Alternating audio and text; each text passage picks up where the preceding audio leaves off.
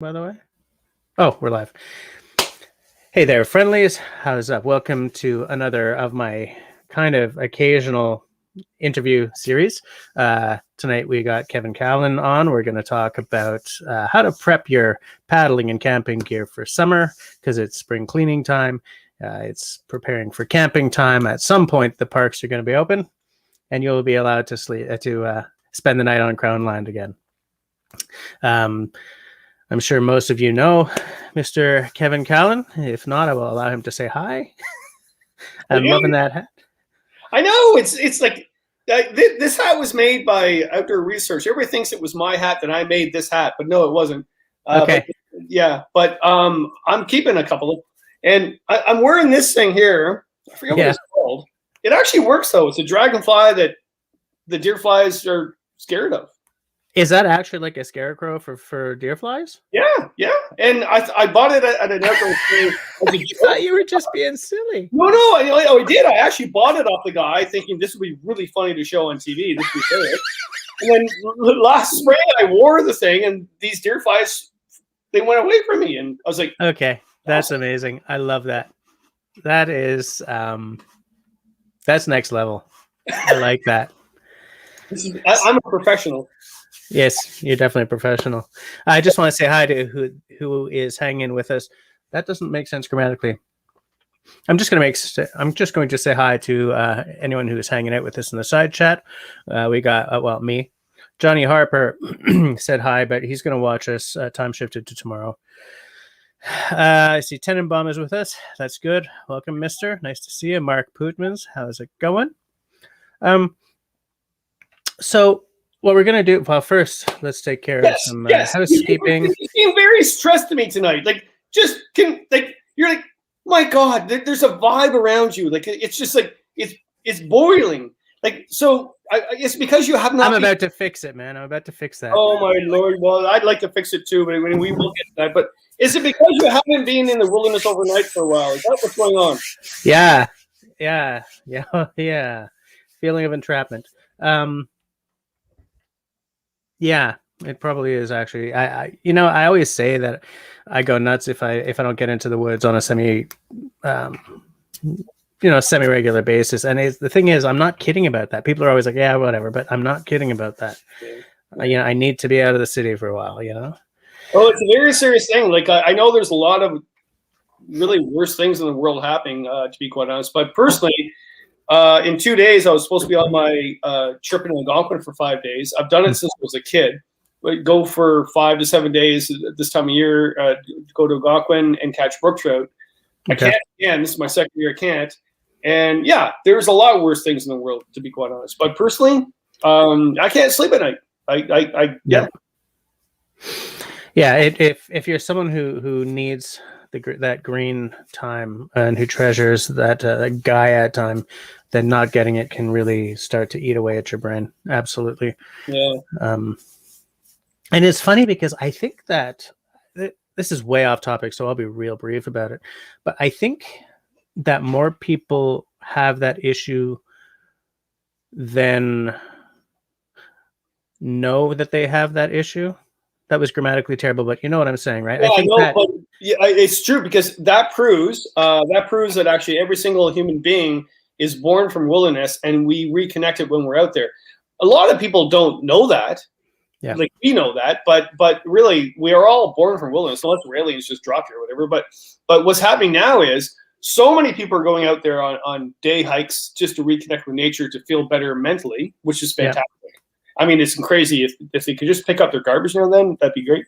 But if I see one more dog poo bag thrown on the side, like I'll snap. But I'm glad they're going out. Some people despise that they're going out, but I think it's great they're going out. But the other is that it's proof that we need that. And I think this is it's not a good time in our life, but it's reawakening. Yeah. And I've seen a couple of things on, the Book of Faces and online. Ray Mears was talking about rewilding, and there was someone else talking about rewilding lately, and I found it interesting that word popped up in two different places now. It's like there's obviously a need that people have to have to feed right now, and maybe the plague and everything is showing us this because so many of the options just aren't there. So many other options. Isn't that historical though? Maybe. What do you mean? I think it is. I think every time there was something dramatically happening to the human species, we escape back to nature to cure our mental illness. World War I, World War II, the recession, the depression, even going way back even before that. Ontario Parks increased, in Ontario, they increased 7 new parks in 1972 because of the recession. So many people wanted to go out camping, and they didn't have any space for them all. So everybody's like, well, this is a brand new thing. What's going on? It's not a brand new thing whatsoever. We're learning from history. And we need to grab that protected land right now when because a couple of years from now, when everybody's got their shot and they go back and do their trips to Mexico and Cuba, whatever, we maybe have 7%, maybe 10% of those people that went camping during the pandemic liking it and then continuing doing it, but all the rest are not going to. So, yeah, because you can hide the need for forest by going to look at forest in the Yucatan, right? Because then you're in Mexico and you're at like Club Med and you're looking at the local ruins and stuff, so you can kind of ignore the need that isn't really. Do you know what I'm saying? Like you can hide it with travel. Yeah. Right. You can throw a Band-Aid on it because you're looking at Notre Dame in Paris, or you're looking at pretty much anything in Iceland, or whatever, and people are going to go back to that because travel, right? For me though, right now I'm missing. I don't know, a lot of people right now. I'm missing going out catching a brook trout, getting some fiddleheads, hitting some wild chives, whatever, and then making up a meal and sleeping in the woods and listen to the spring peepers. We'll get through it all. But hey, we're here tonight. Forget all the negative stuff. My God, man. We're here to talk about preparing for the summer. Yes, I'm taking this hat off. We're getting serious now. It's serious. Talk about getting ready for the season, getting our gear ready. I don't know about you guys, but I have brought everything down. The smell of canvas right now, the smell of canvas in your nose, the smell of a cooking pot that you forgot to wash before last year. That's okay.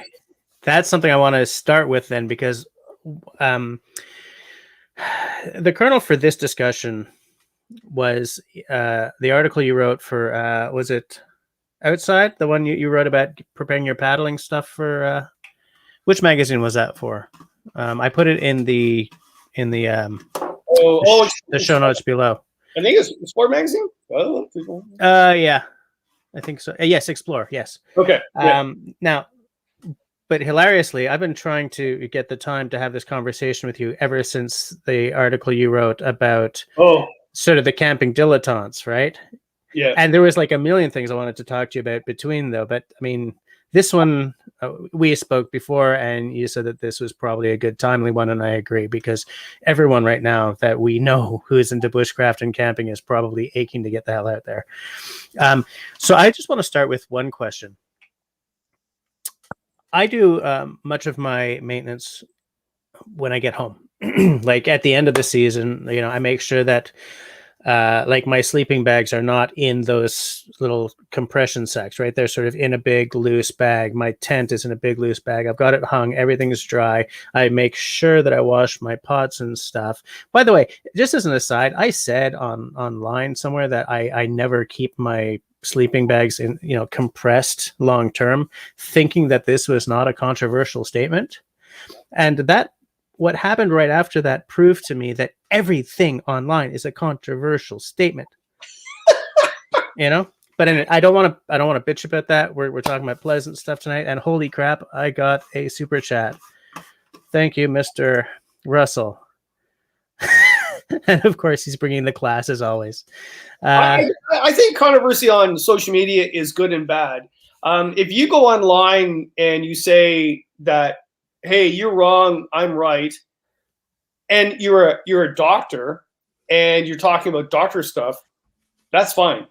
If you go and talk about you're wrong about this plumbing, but you're a chicken farmer, yeah, so there's the fine line, right? So, and I find most comments on social media comical, and actually I've learned a lot from other people. I always have. I always think that if you think you know everything, you don't know nothing. Yeah. But there's a thing that's going on now, and I might be wrong, but I think it's the pandemic. I think the pitchforks are coming out right now because people are going, woo, I am too. Like I'm up here on the hill by myself with the dog and doing the whole lockdown thing, and I can't walk around the block anymore. I mean, I can't do it anymore. So I get it. But it all that has to do with when I interviewed so many hermits that lived in the woods over the years, and they did say all in separate interviews that self-interest will be the demise of the human species. And right now, I think that's going on. Yeah, I agree. I do want to point out that I clicked on the wrong thing, but hi, Martin. Oh, hi, Martin is here. Yeah, what I wanted to. Oh, damn. I missed it. There we go. Chris Garland, by the way. Hi, Chris. Nice to see you. Welcome to the live stream. He said a great Explore Mag article, Kev. So obviously he read it as well. I just figure if you know what, I write for Explore every week. I've been doing it for years, well over 20 years. And you think about it, writing a blog every single week. So there's weeks where I'll just randomly write something that I think will find interest. And then there's days where I just also spit it out in 10 minutes. I wrote this blog. Yeah. And on Monday, I'll read what I wrote. I went, oh, that's interesting. When did I write that? Yeah. To everyone in the side chat, I do want to point, I want to do two pieces of housekeeping. One, if you're watching this time shifted to tomorrow, thank you. There are several people who watch the next day, the full 2 hours. I treasure you guys, man, because I know that it's not as fun to not be able to interact with us, and you're watching after the fact, but thank you very much. Second, if someone here has a question for Kevin, excuse me, if someone has a question, please put the word question in all caps, like right up front, so that I'll see it sort of scroll by. And in fact, that's you bugger you. That's funny. You got me. Actually, yeah, well deserved. Actually, that's good. I tease the heck out of Pine Martin. I was always taught by my dad, an Irish boxer. If you make fun of someone, that means you really like them. I mean, not in a negative way, but Pine Martin and I have known each other for quite a while, and I love his companionship and his humor. And I tease the crap out of him on social media about his fishing abilities and stuff. So his question basically is about the whole bushcrafting thing. And we were never going to talk about this thing. We're going to talk about gear or whatever. But let's just really quickly go over it. I did write a piece called Big Bushcrafting. And actually 99.9% of bushcrafters responded to me, like Paul Curley, Ray Mears, whatever. They all responded and said, hey, well said. It's about time you said something like that. But also people in the UK said, well, we don't get it. And they need to understand that I was talking about a provincial park. It was a Algonquin. I was tripping in a Algonquin park, and some people, had set up a bush camp and cut green trees down and moved the fire pit, whatever. And I said, hey, guys, that's not bushcrafting, because I think bushcrafting is phenomenal. In fact, especially when you look at the definition of bushcrafting in the UK compared to Canada, it is camping. It's just termed bushcraft, right? So, So, I had, when I wrote the piece, again, it was one of those moments where I just wrote the piece really quickly, sent it off, and then all of a sudden it's like, oh, well, that's interesting. But what? Oh, wait a minute. Yeah, that's a good. Actually, that was a really good interview. And buy that book. Oh my God, that's a good book. Yeah, I'm definitely gonna buy it. Oh, and I'm not saying that like for any other reason except I seriously thought you got to know Paul. He's a perfectionist, and also he knows Monty Python beyond belief. I can go on great tangent about him and I and Trip rambling off Monty Python quotes. but I go, Paul, like 200-page book on like axes, knives, and craft, whatever. And watching the interview, he goes, yeah, I had 900 pages, and we had to cut it down to 200. That's Paul Curley. That is, yeah. But to be on Trip with Paul Curley, is a totally different thing too. He is what he says he is, and he even said it during the interview that he's not just book smart. He actually is bush smart, and he really is. Just don't go near his axe. I like that about my axe too. Yeah. So I'm rambling here. Oh my God, I'm going. And Pine Martin started it all. So basically, yeah, it was a good article. It caused some discussion. I think it was really good. We need to talk about that. There's a lot more people going in the bush right now. We need to really look at the ethics of what they're doing when they're out there, which is what bushcraft's all about. And we need to be reminded of that. And we also need to know that Pine Martin can't fish with the darn. And now, interesting that you brought that up, because Mark asked, Pine Martin fishes, does that make him a fisher? Oh, I think you have to know your flora and fauna to get that. But that's true. That's oblique, but it's good. And tell me, who out there is going nuts on the wildflowers that are going up right now? I mean, I'm spending every day because, well, you guys, well, it might be different here, but we can't go anywhere. We have to be regional, like yeah, same here. Blocks away. And so every day I go for different walks in different woodlots. Some private properties, I know a farmer up the road lets me walk in his woodlot, and that's where I harvest some leeks. But there's also a park and a conservation area I don't. But man, everything's coming up, and you see the whole transition from like 3 weeks ago when everything's coming up, and then those things like the bloodroot and the spring, what do they call it? The little flowers. Like anyway, they're dying off, and then the Jack in the Pulpit's coming up now, and yeah, it's fantastic. Grace just asked what the name of the book is, and I was going to bring it up, but then Tenenbaum just gave her the the URL. So, okay. Tenenbaum is like him and Simon. Someone brings something up, and one of them is like, "I'm going to get you the URL." That's Boom. funny. That's funny. And we're going to get the book in the United States and Canada before they get it in the UK, because it's actually being published and printed in the US. So, yeah. So basically, May 11th. Is when it's going to be in stores here. So today, I think the UK probably be 2 weeks after that. So today is when it arrives in stores here. Then. Oh, I should have checked my mail today. I'm gonna go and look for that book right after we're done here. Except if you say that they're printing it in the US, now I have this question as to which English it's going to be using. Oh, I can tell you right now, it's US English. You see, my books, they're all Canadian guidebooks written for Ontario and Quebec canoeing. They're all. I can't even argue. Like, there's no question. Well, you have a U.S. Publisher, right? So, I mean, no, actually, they're printed in Manitoba. Really? Yeah, but the rule is that they're all. Well, hey, I don't know anything about editing. I just write. Yeah. Favorite. It's U.S. favorite. So, yeah. All right. What what we're talking about? Let's get back to the point I was making. I said I do all my maintenance and cleaning and stuff at the end of the season. Make sure that everything is squared away so that I know nothing is rotting away in my basement over the winter. I know that my pot doesn't have stuff absolutely crusted to it by 4 months later when I get it out and try to scrub that crap out.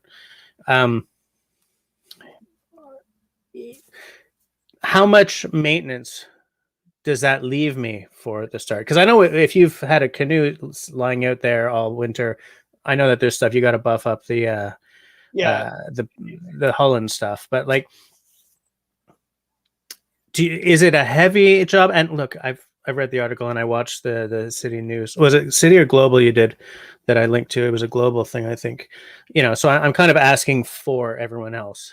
But like, give me the rundown. If you take care of your stuff, it takes care of you, right? So you come back from your last trip, you hang everything, your tent and everything out in your living room to dry. Everything is dried. You've got it in loose bags or what, or some people do keep it in the compression sack, but blah, blah, blah. How much of a job is it to set up for summer now? There's two things to look at. One is your character. Do you take care of your gear like your type A personality? Like talking about Paul Curtley and I, like he's a totally different person than I am. Or Tim Foley at Kenny Outdoor Equipment. Like that guy takes care of his gear meticulously, and he knows that I don't. I ram the canoe right up under the shore. I went, whatever, it's a canoe. Like, what's your problem? So we're totally different characters. So do I actually take care of my gear the moment I get home from trip? I do, even though I'm disorganized. I'm relatively organized in a lot of things, but disorganized in a lot of other things. But when I get home from trip in that season, tent hangs up, sleeping bag hangs up, water filter hangs up, all those things to dry so mold doesn't set in. Right. I do that because I've always done that. But there's other things, like I'll forget to wash the cooking pots, or I'll do other things. Or the worst is a toothbrush. The toothbrush that the one that you put in the compartment, you forget. And you imagine how much bacteria is in that right now this year before you go out. Like, so I'm soaking, actually today, I soaked it all in bleach because I don't know what I did with that last year. So, and also, it also depends where you live and what you have for storage. I have terrible storage. I live in a very small place. This used to be a horse barn. I got like this place and a little place upstairs, and that's it, which I love. But even for the winter, for my hot tub, I had to bring the tent in here and dry it in here. Yes. And things like that. I remember the pictures. Oh my God. And that's all I have. And my canoes are stored outside, not inside. And a lot of people say, I can't believe you own that many canoes, Kevin, and you don't store them properly. That's all I own. I'm a Canadian author. I don't make any money, and I'm proud of that in one sense, but my canoes are outside. So every spring, I actually get all the canoes out. I wash them with soap and water first, right? And then I get them green wax. Just actually, what I use is actually dish soap on the counter, right? Yeah. With warm water and one of those rags, and I just wash all the dirt off. And then I get that marine wax and I buff the old ones. Not ones that have been there for 2 or 3 years, but ones that are old, because sunlight has actually really degraded them. And people say, well, just put a tarp over them. If they're stored outside and you can't store them inside, well, no, the moment you put a tarp on, then you create moisture, and that makes it worse. But sunlight does have a problem with it. So I buff them all out with marine polish or even carb polish if you don't get marine polish. Like turtle wax kind of thing? Yeah. And so I do that. And then I put my thumb across, and any really big gouge, I will probably do a mending kit with it with epoxy. It's got to be major before I do that, because you're adding weight to it and everything else, and it's a major job. I might want to put skid plates on it on the front end. And when you put skid plates on, make sure your neighbor isn't cutting their grass during that moment. I remember the ones I was putting skid plates on, and I put the epoxy glue on it, and then my neighbor cut the grass, and all the grass chewings went into it, and that my one canoe out there still has grass embedded in epoxy. But it's also the wood, and we're talking about paddles and also gunnels and everything else. So if you use you can use varnish to put over everything, right? And that's what a lot of people do. I wouldn't do that. Yeah, well, a lot of people think they would do that. It's okay on static wood products. So your seat, maybe even your what's it called on your? Oh my God, the yoke. Yes. Oh my God, it's been a long day. Sorry. I'm here to help you, man. I'm here to help. I've been up since 4 doing media stuff. So so the yoke. You can do that because it's stationary. But what varnish does is it creates almost like a plastic. It's a film over it, so it's fine as long as you don't move it. And if you move it, then it will be brittle, fall apart, and then you'll see that white wood, and it's almost like a dry wood, right? But then that exposes it to mold that will come in, and then it's the beginning of the end. Yeah. If you use oils, then it soaks in the wood and therefore protects it more. The only problem with wood, with oil for wood, I'll show an example. Okay, so this paddle is varnished. Oh, isn't that nice and shiny, right? Yeah. It's probably because I don't use it that much, but that's nice and shiny. Looks great on the wall. But if I took that on a trip with that, first of all, my hands would be full of blisters because it's varnish. It's slippery. And also, after a while, that would start falling and being brittle. So here's the paddle I actually do use more than that one, and that has hemp oil on it. Now I still have to do another layer on that before I go and trip this year, but it soaks into the wood. that is a lot better for the wood. It's a lot better for your hands. The only disadvantage of that is that you're going to have to apply, if you're tripping a lot, you're going to have to apply that at least 4 to 5 times a year. Whereas varnish, do this every 2 years, right? Yeah, I'm still varnish averse, though. Yeah. I'm absolutely varnish averse. Now, you said you're using hemp oil. Yeah, it's badger wood. Not a sales plug. Actually, I know the guy that does that, whatever. But hemp oil is really good because tung oil and all those other oils, you really have to layer that a lot. Whereas I found the hemp oil soaks into the wood a lot more. Okay. And yeah, in theory, you can actually drink the stuff. So I use tung oil on spoons because it cures. But on like axe handles and stuff, I've always just used boiled linseed oil. Yeah, difference with that. Like, so if you look at this, gosh, I need to oil these more. But so that and that, right? So that's the axe I use a lot. Actually, Ray Mears gave me that for a gift. And my God, I become the guy that just throws names out. Yeah. Yeah, me and half the people watching and me are all like, "Wow, Ray Mears gave him an axe." That's that's meta. Do you know what I'm saying? No, it was actually, I tripped with him a couple of times. It was a really solid trip, actually. So I'm really proud. He gave me that for helping him out with that. We did that documentary when we went across Canada. I could go on about that whole trip. The government didn't help him worth crap, and his producer Becky Mason and I got together and we helped. That whole thing happened. They came across to Canada to do the whole history of Canada by canoe and everything else, and they contacted the government. I shouldn't be saying this all. Well, it happened. The government responded to them 2 years after it was produced on TV. That sounds like Ottawa. It was brutal. So that's a good series too. It was amazing. In fact, I had forgotten that you were like on there for that little scene. Yeah, well, because I watched that series a lot. Yeah, It was a great series. What happened was they actually came the year before for the fall to look at where they should film.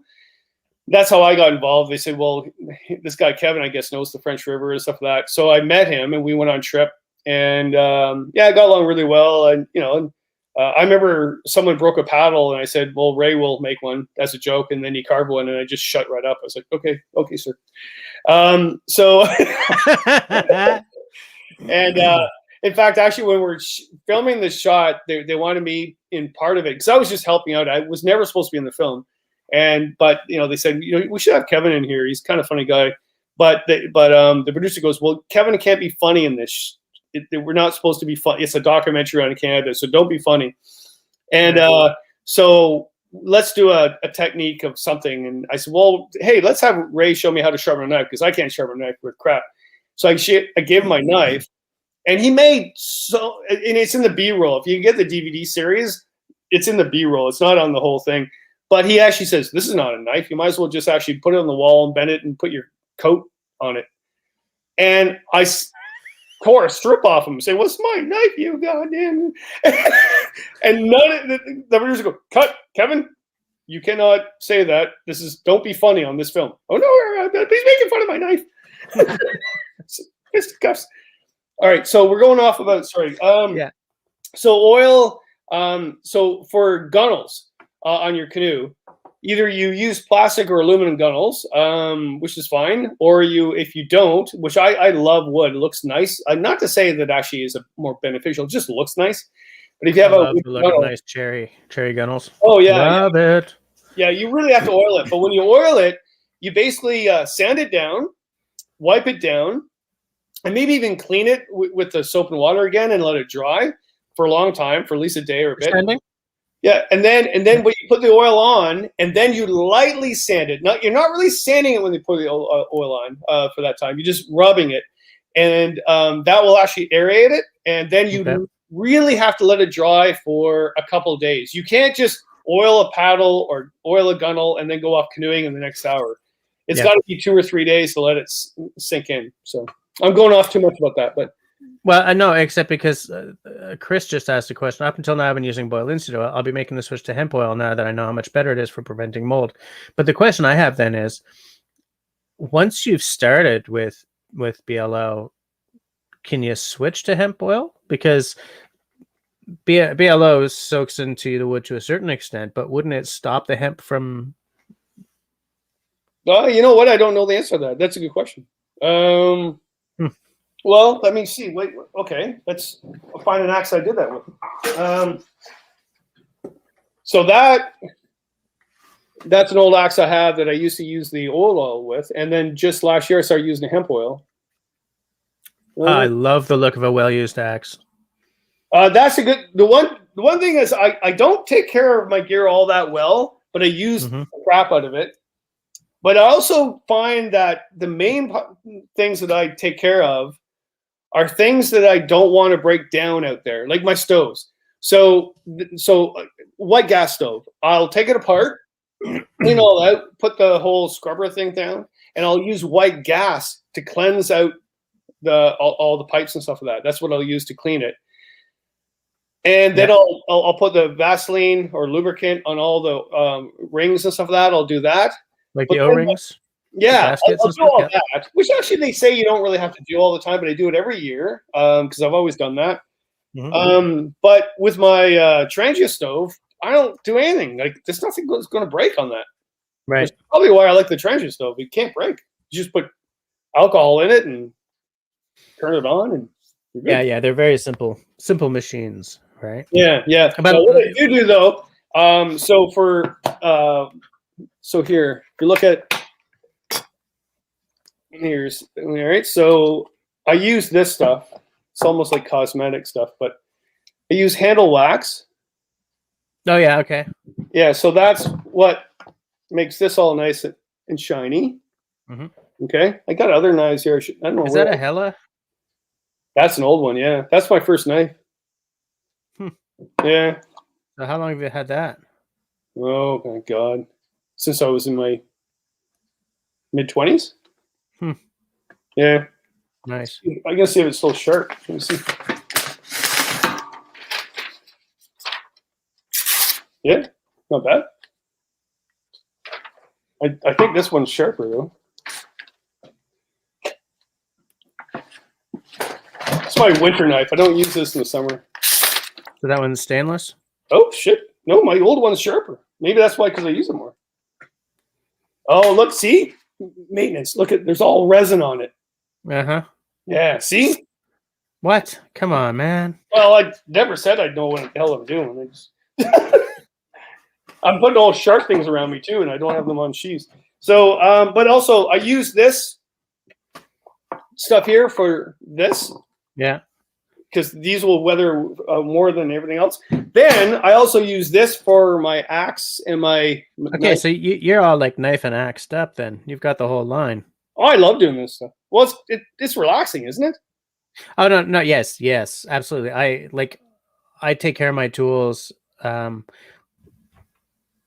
the evening I get home, you know. I just saw Pine Martin's. Oh, it's all fisticuffs, man. The knife's almost 80 years old. Where's my walker? You know, I just want to say as an aside, I once saw a video by a guy, I have no idea who he is. He had one of the Groman Canadian belt knives, and he was talking about it. He said, you know, I've had this knife for like 40 years. You know, it's been my main knife for 40 years, and it looked well cared for, but it was clearly not a new knife. And I just thought, I love the idea of having a knife for 40 years. Of like having the comfort that comes with, you know, that one for you. Yeah. And that's not my favorite knife isn't even here. Where did it go? I think I had it out on the bush today. It was actually a closed knife, which I don't really like at times, but who's ever done this at the end of the trip? I don't have all my knives here. Sorry, for your show tonight, I should have all my knives, but I love a neck knife. Okay. And it's only this big, and I wear it all the time. Why do I wear it? People say it's dangerous because you can strangle stuff with it, whatever. I just like having one handy. In the wintertime, I wouldn't go anywhere without a neck knife. But I just love it, and it's always sharp. I sharpen that all the time. It's just a hobby. But, well, here's my daughter. So let's just say, let's see what, like, so my daughter is 16 now. So if you have a 16-year-old, God help you all. So that's a little knife I got her.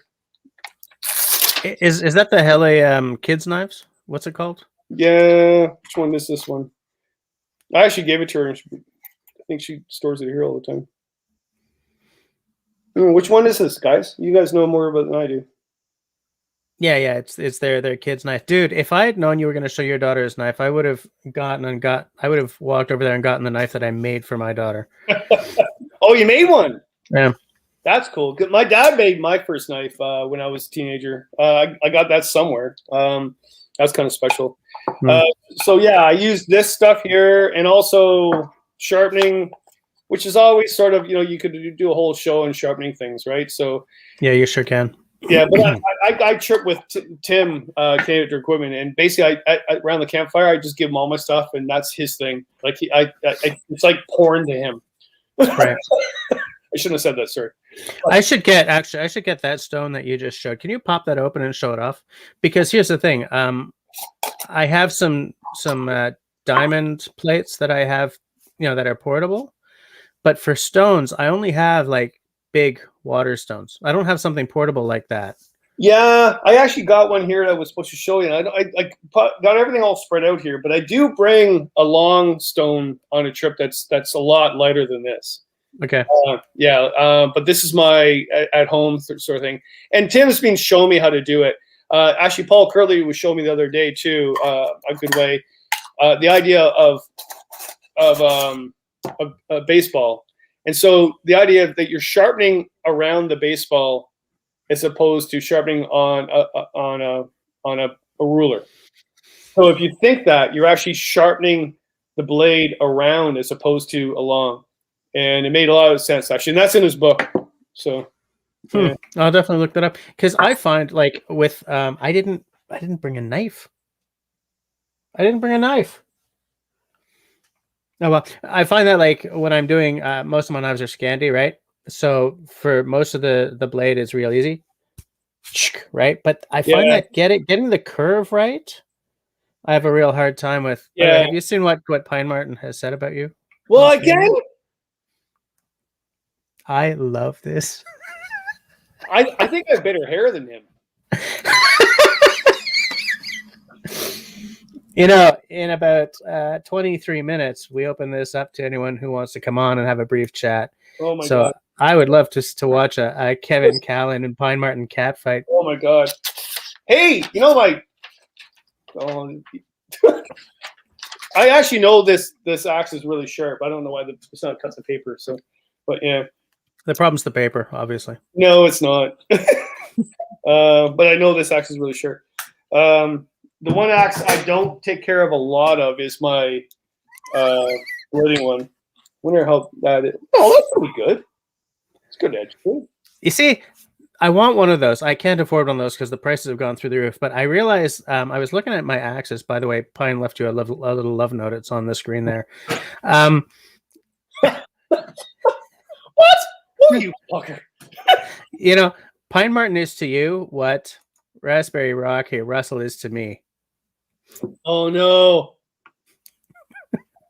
Oh my God. Yeah, he's right though. I mean, I as I was saying while we were still in the green room, that I ran here from a governing board meeting about my daughter's school, made sure that the computer worked, and a virtual meeting. So I forgot everything except the whiskey. But what I was going to say is, like, I don't have an actual splitting axe. And so, I do a lot of splitting at my mother. Well, I haven't seen my mother-in-law's place in a year, but I don't have like a dedicated splitting. And what I did was I put on my Facebook, not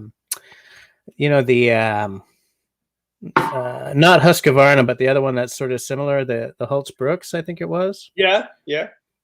Just because I love Grants First, right? They're my favorite. I'm really starting to love Council Tool in the United States because right here. Right. This is my winter axe. So I have a forest axe, and then I have the splitter, and that's what I would take. So we can get into great debate about that. In a summer trip, I basically, especially with people with me, I don't take an axe. I take a saw. That's just because I got it and I saw a lot of bad injuries. But during off season or when I'm by myself, I'll bring the forest axe and with my bow saw. With those two things together, it's fantastic. But in the wintertime, I would take that forest axe and then I would take the splitter. But then a couple of years ago, I got the council tool axe, which is a lot longer, right? Yeah. So, and it's got that bevel in it, which actually really splits wood really nicely. So that's become my favorite winter axe. I would never take this on a summer trip. I mean, that's really, to me personally, because I don't have the muscle to carry a lot of stuff. I'll go all day, but I can't carry a lot of stuff.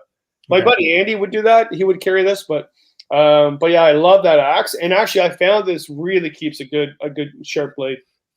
Yeah. You know, it's funny because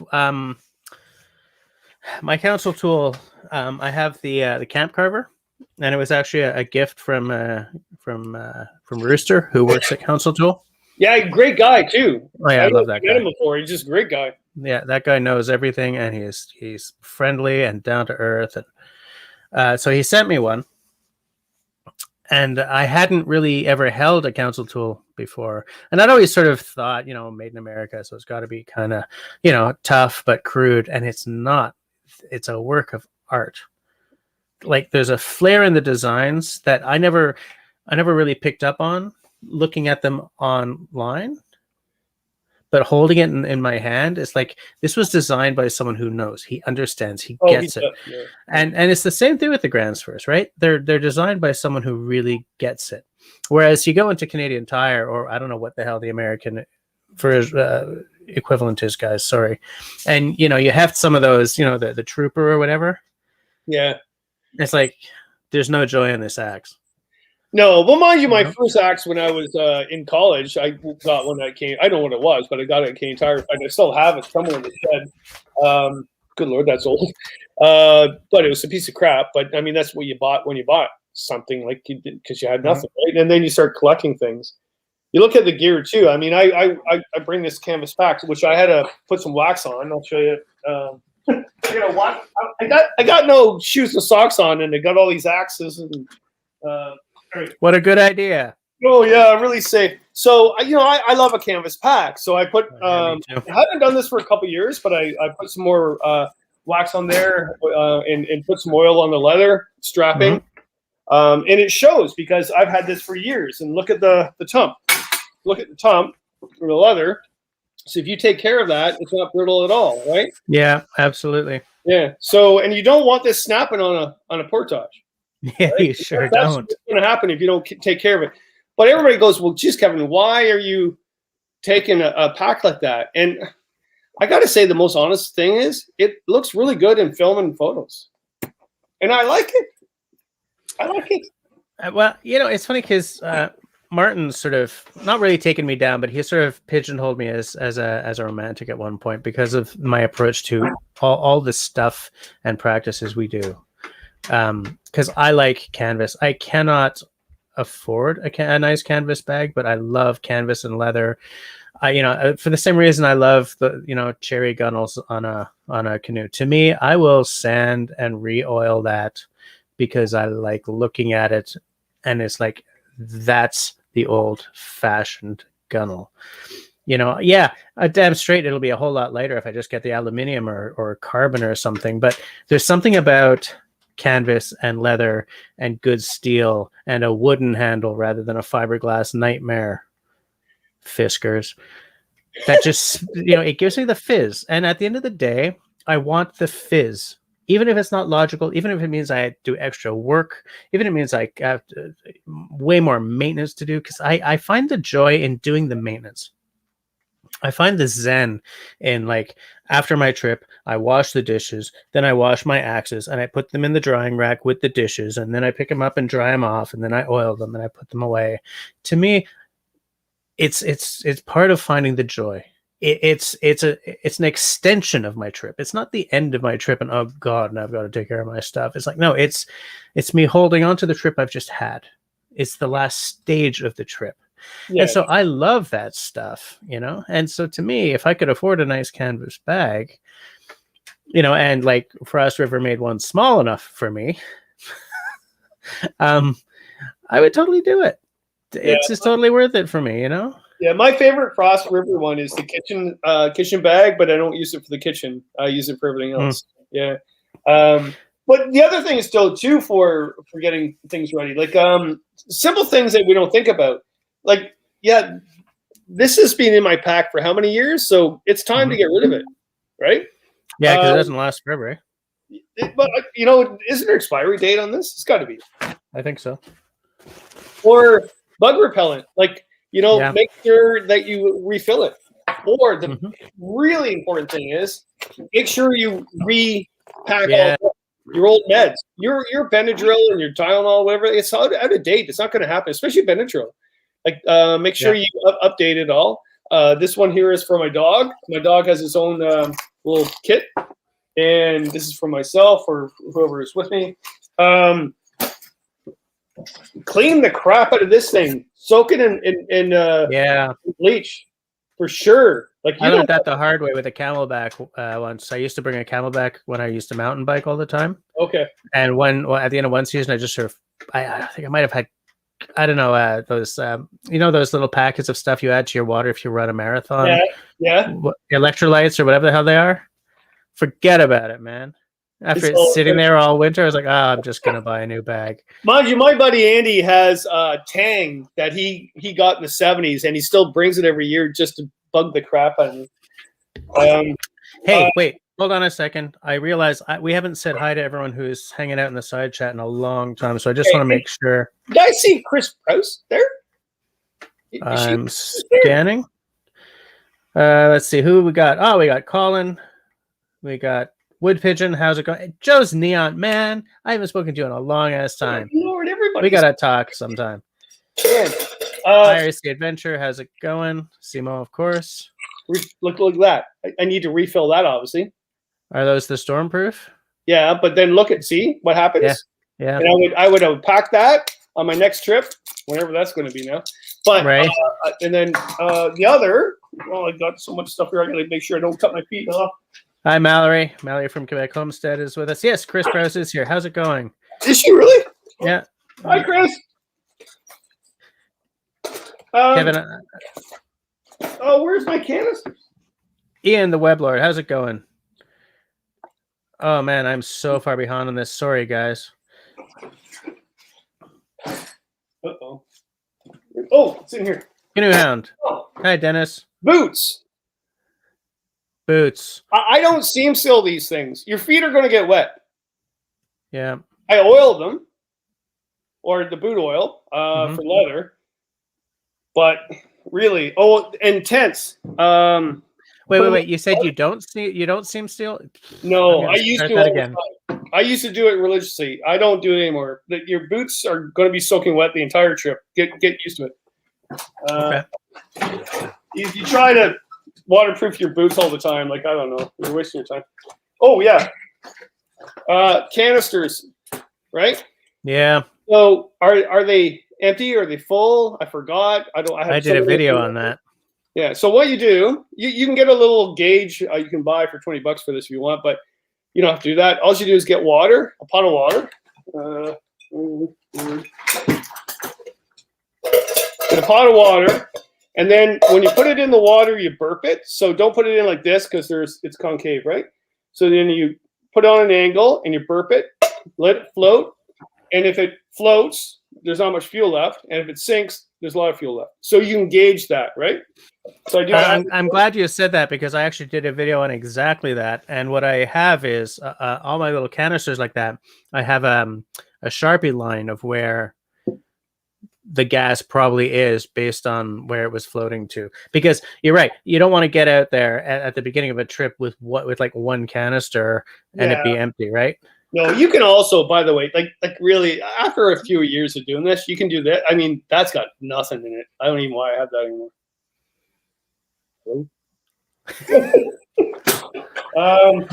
That was a Kevin moment right there. Well, yeah, this is what I'm talking about. This is what you should be doing. Like, that is being like, that's disgusting. Okay. Yeah. That's been like this all winter. You imagine what is on that?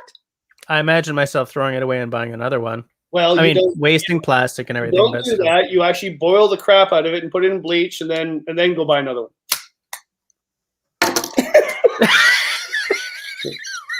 Took me a second. All right. Oh yeah, these things, right? Oh, hold on. There's a question. Ian, he Oh. didn't write question in all caps, but does the floaty sinky test work for butane canisters too? I imagine it does. Yeah. Well, what this is a butane propane cylinder mix. So yeah. Yeah, I think that's what I have as well. Mine are the I used to buy the what's it called? Optimus brand? Yeah. No, Primus. They're Yeah. Swedish. But I think the ones I have now are just woods. You know, the ones you buy at Canadian Tire. Yeah, same thing. I have that for my barbecue inside. The same thing works. Yeah. But here, see, that's the Trangia stove. Like, you don't have to maintain that at all. Nothing's going to happen to that. Yeah. I mean, there's a lot of. Oh, well, that's not true. That's not true. Just make sure this ring in here is okay. Oh, what right. some people do, and I did when I first started using Trangia, instead of doing this and stuffing it, you put this and stuff it, and you burn that ring. Yeah. Okay. So you don't want to burn that ring because if you have fuel in there, which you really shouldn't, I would empty that into a container if I'm traveling somewhere through the day. But if that ring is burnt, then it's going to leak through all and go all through your stuff. That'll smell good, right?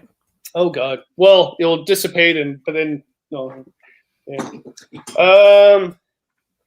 These things here. The one thing I cannot fix after a couple of years, this doesn't work anymore. Right. They'll say, "Oh yeah, well, it doesn't work anymore." So just make sure you check it, and then just bring a Bic Lighter or a striker. Main reason I bring a striker is just for that. So I was gonna say I just use a ferro rod in the back of my knife anyway. Yeah, they work really well. Oh yeah, sorry. With these, check the batteries for sure. That we're going to do that, like flashlights. And that's a spot, right? Yeah, and in reach works too. Like I bought this all excited. I still use the Spot 3 Gen. It's more simplistic. It's great that you can text people or text the person coming to rescue you. That's fine. I just want to push the button saying, no, I'm going to die. Please come and get me. But make sure you connect it and do the upgrades. Really important to do this. Okay. They do upgrades all the time. So before your trip, do the upgrades and then make sure you're still online and make sure you're still paying the fee, right? Really, really important you do that. Now, here's a question about that. Do you pay the fee during the season or do you pay all year long? It's a year-long subscription? I tried. I've done both. It all depends how much you use it. I used it a lot, so I basically pay per year. I used to pay per month thinking, well, maybe but yeah, it all depends on the plan, the best plan you can get. I think last year was better plan if I paid per year, and then the year before that was per month because they had a deal. Okay. Yeah, and I know people use InReach. I use Spot. Like, it all depends what you like. I just find this really easy.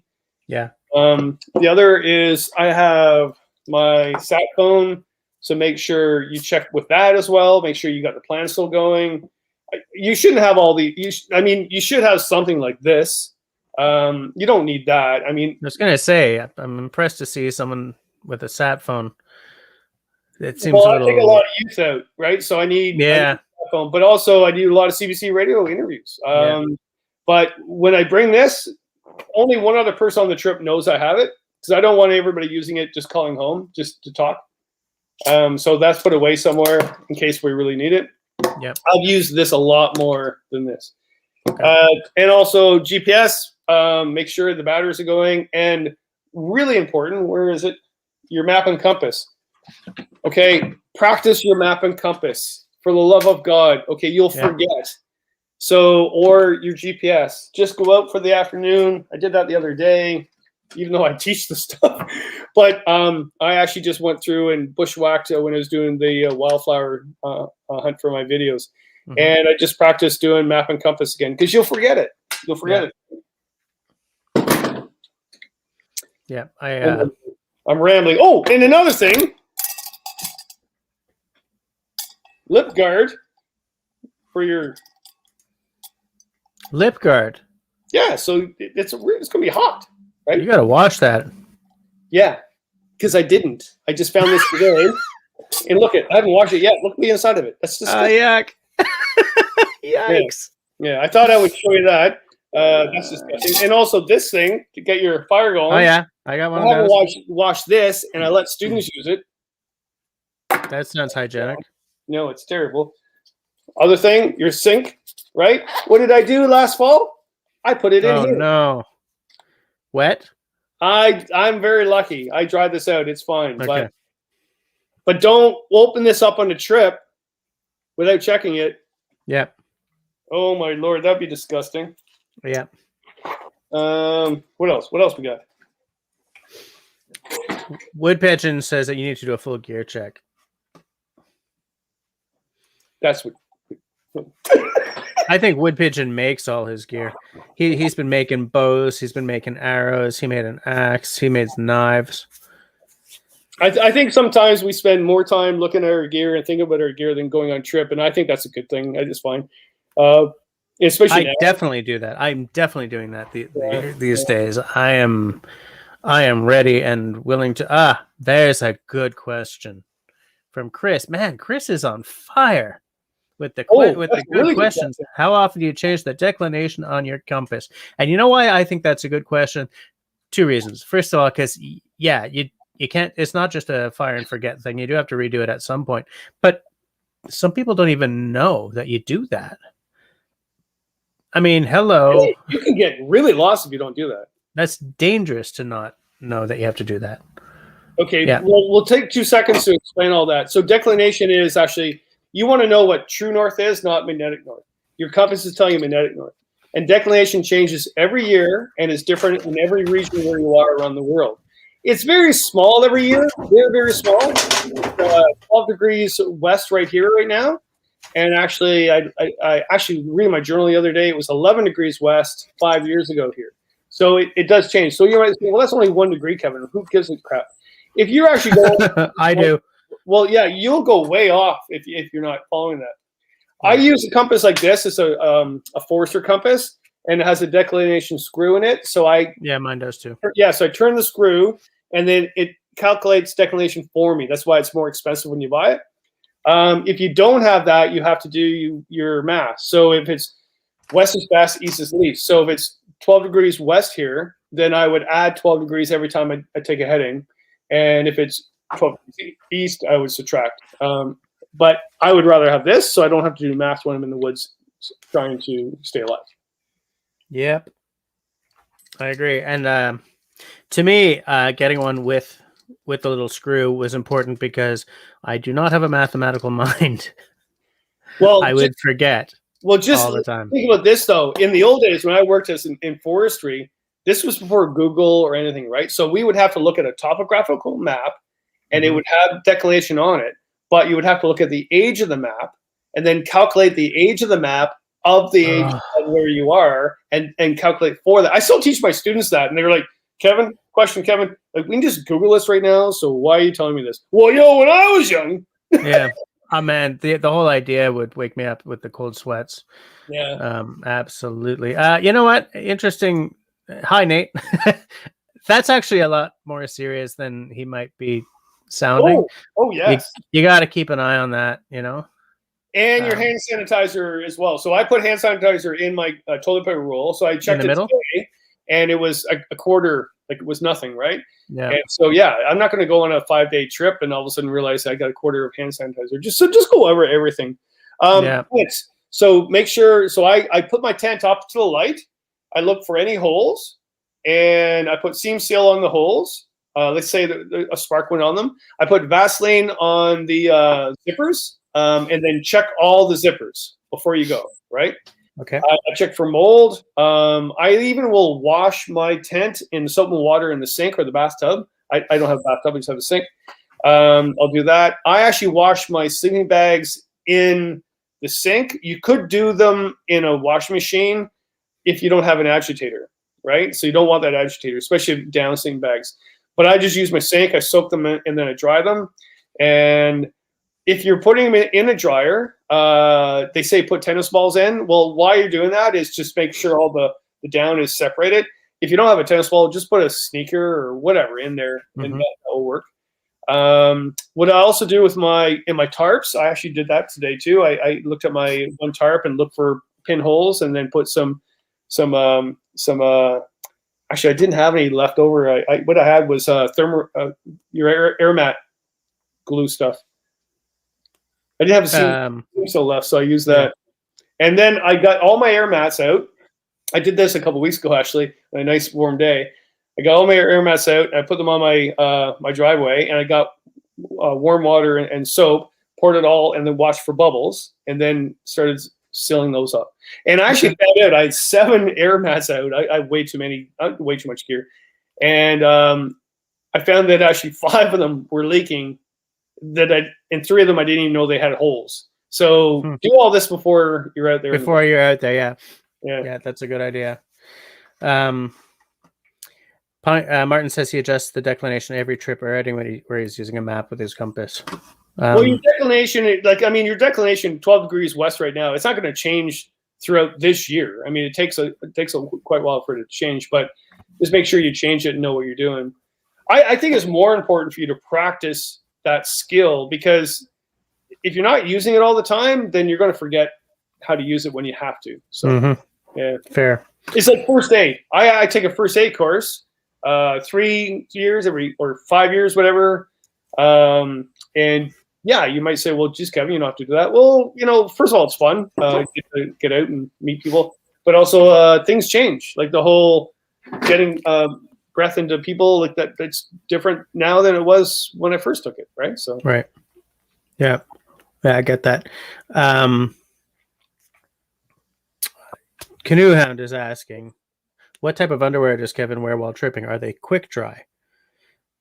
Yeah, I use 2 types. One in the springtime, I use merino wool power.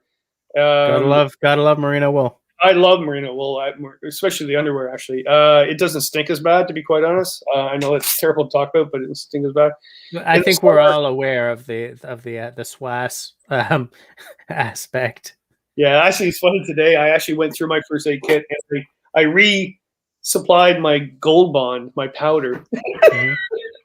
Put more powder in. I was like, I put powder. All those things you forget, right? But yeah, and then in the summer I use the quick dry. Actually, my favorite underwear for tripping is the Outdoor Research, which actually is not a promo. They're not a sponsor of mine anymore because they don't believe in canoeing, but that's another story. Yeah, we're not going to talk about that. But yeah, so but they still have really good underwear. It's quick dry, and it really does help the chafing. So yeah, it's good to know. It's good to know because I threw a lot of money into cold weather stuff. Wait a minute. Sorry. I just realized who asked that question. Canoe Hound. No, I wear your underwear that you mailed me, Dennis. I was wondering when something was going to happen here. I'm not paying attention. I'm rambling on too much. And it's funny because Nate jumped in with, or do I wear underwear? Yeah. Yes. Yeah, oh, all right. Bye, Mallory. Everyone, I think we missed her, but have a good one. Now, Wood Pigeon sent me a picture on Instagram of you and him in Ottawa. Oh, yeah. Oh, my Lord, man. That is so not focusing, but anyways. Yeah, but we remember the times when we actually got together and talked to each other. Jeez. Yeah. Is that going to happen again? I hopefully next year. I did shows all this year and last spring too. I got 2 shows into it when the pandemic happened, and I did everything on by Zoom or whatever. Good things and bad things. The good things is I actually had a larger audience because nobody had to travel. They could be in the world. I just did my math today. I had to find out because I do my last spring presentation Thursday night, and right now I've got just below 15,000 people have watched me talk since February, and that's pretty good. Like that's a lot of people. Is it different? Yeah, it's not the same. It's not the same at all. I miss the handshakes and the hugs and catching up with people and hanging around with actually my colleagues at shows and having fun with them. But, yeah, it's not the same at all. It's not the same, but you know what? At least we got it. Can you imagine going through the time we're living through right now without without what we're doing right now or a Zoom. Yeah. I mean, Zoom has actually helped us. I mean, it's at least got us through it all. I mean, heck, this is the only way I'm going to talk to my mom, for heaven's sakes, right? So that sort of thing. Same But here. I think mentally, it's breaking us down. Mhm. I did notice the last presentation I gave last week. You could tell people were just zoomed out. Yeah. And we just want to go out and experience it instead of actually, just talking about it, right? So Yeah. yeah. A couple of things. Martin has switched to merino all year round. That's the beauty of merino. First of all, it's not like scratchy and everything, and second, you can use it in hot weather as well as cold. Yeah. That's the beauty of it. And then Canoe Hound says, no, it was intended as a serious question, and I thought he was making a dig too. That's funny because he mailed me a pair of his underwear. I know. To let everybody know, Canoe Hound Adventures mailed me underwear that says Canoe Hound Adventures, and I do remember where was I? Where I was like, oh my lord, I'm out of underwear, so I wore his, and You wore his. I wore his underwear. He saved my day. Yeah. Good to know.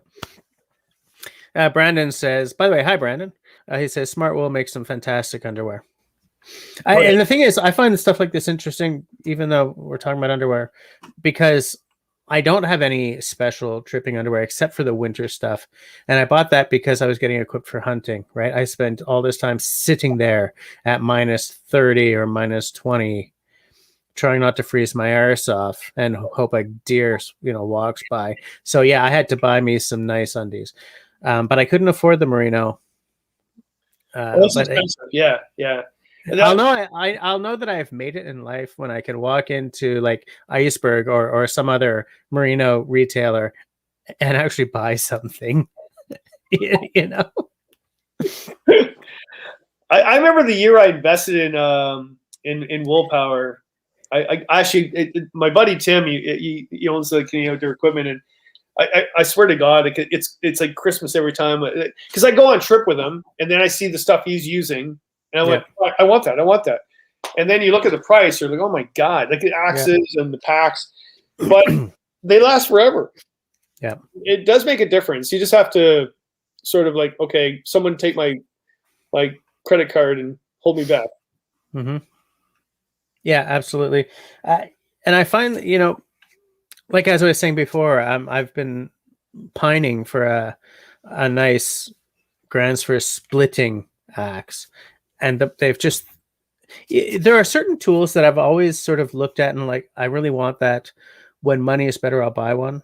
And the longer I've said that, the higher the price has gotten, to the point where I realized that they've lifted out of my pay grade. And I think that the Gransfir's axes have left my pay grade. So I've started looking further afield for a nice splitting axe, because I still want a nice splitting axe. I don't want, like, I had a Canadian Tire $50 maul, just didn't work. I want a nice splitting axe. But it's expensive stuff. The nice merino stuff it's expensive.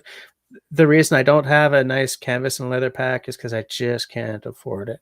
Well, and that's okay too, because one of the best things that ever happened to me that taught me a lesson was years ago. But I remember I was working on a bunch of guidebooks at the time, and I did the Saugeen River, I think it was, and I went to get the shuttle and came back, and someone had robbed me of all my stuff except the canoe, all my gear. Someone had taken it, and I was on for like a few minutes. Right, I just went up the road and came back.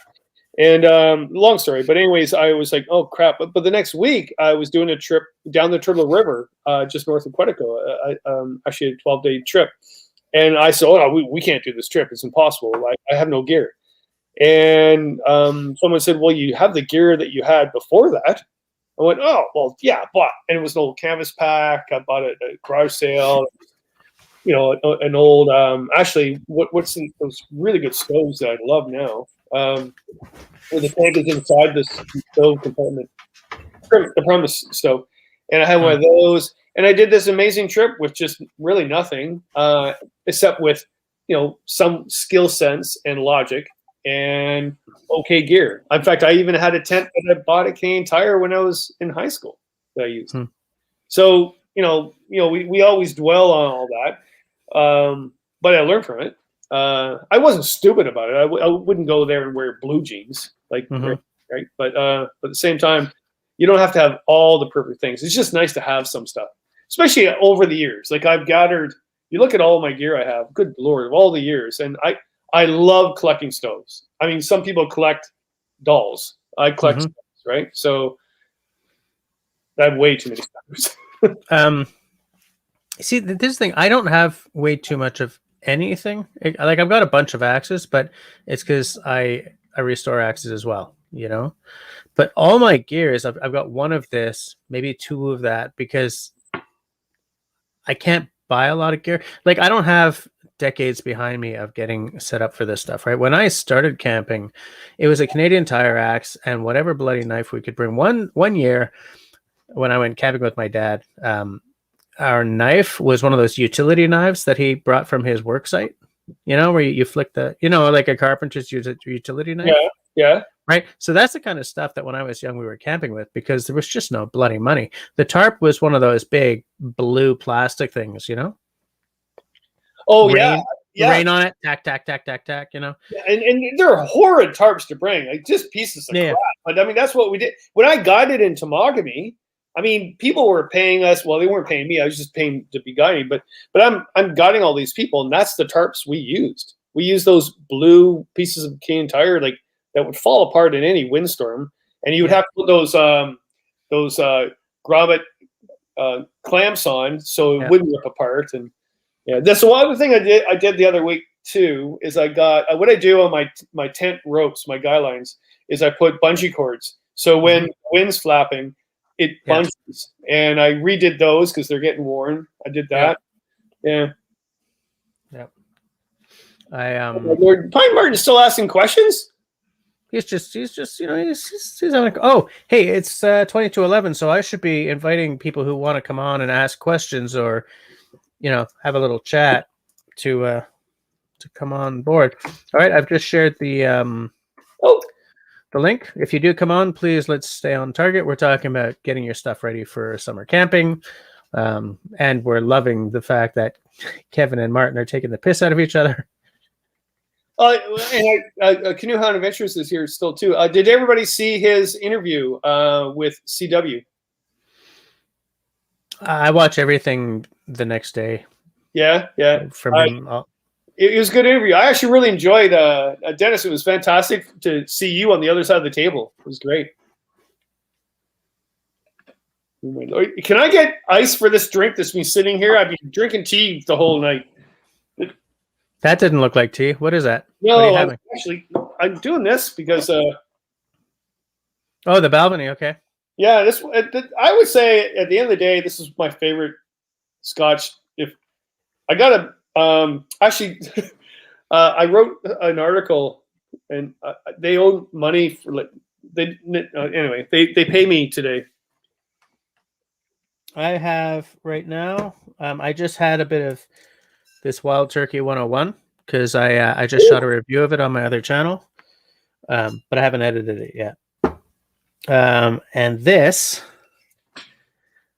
is a very good Canadian rye. It's from Edmonton, Alberta. Oh, that's different. Yeah, it's so different that you have to actually be at the distillery to buy it.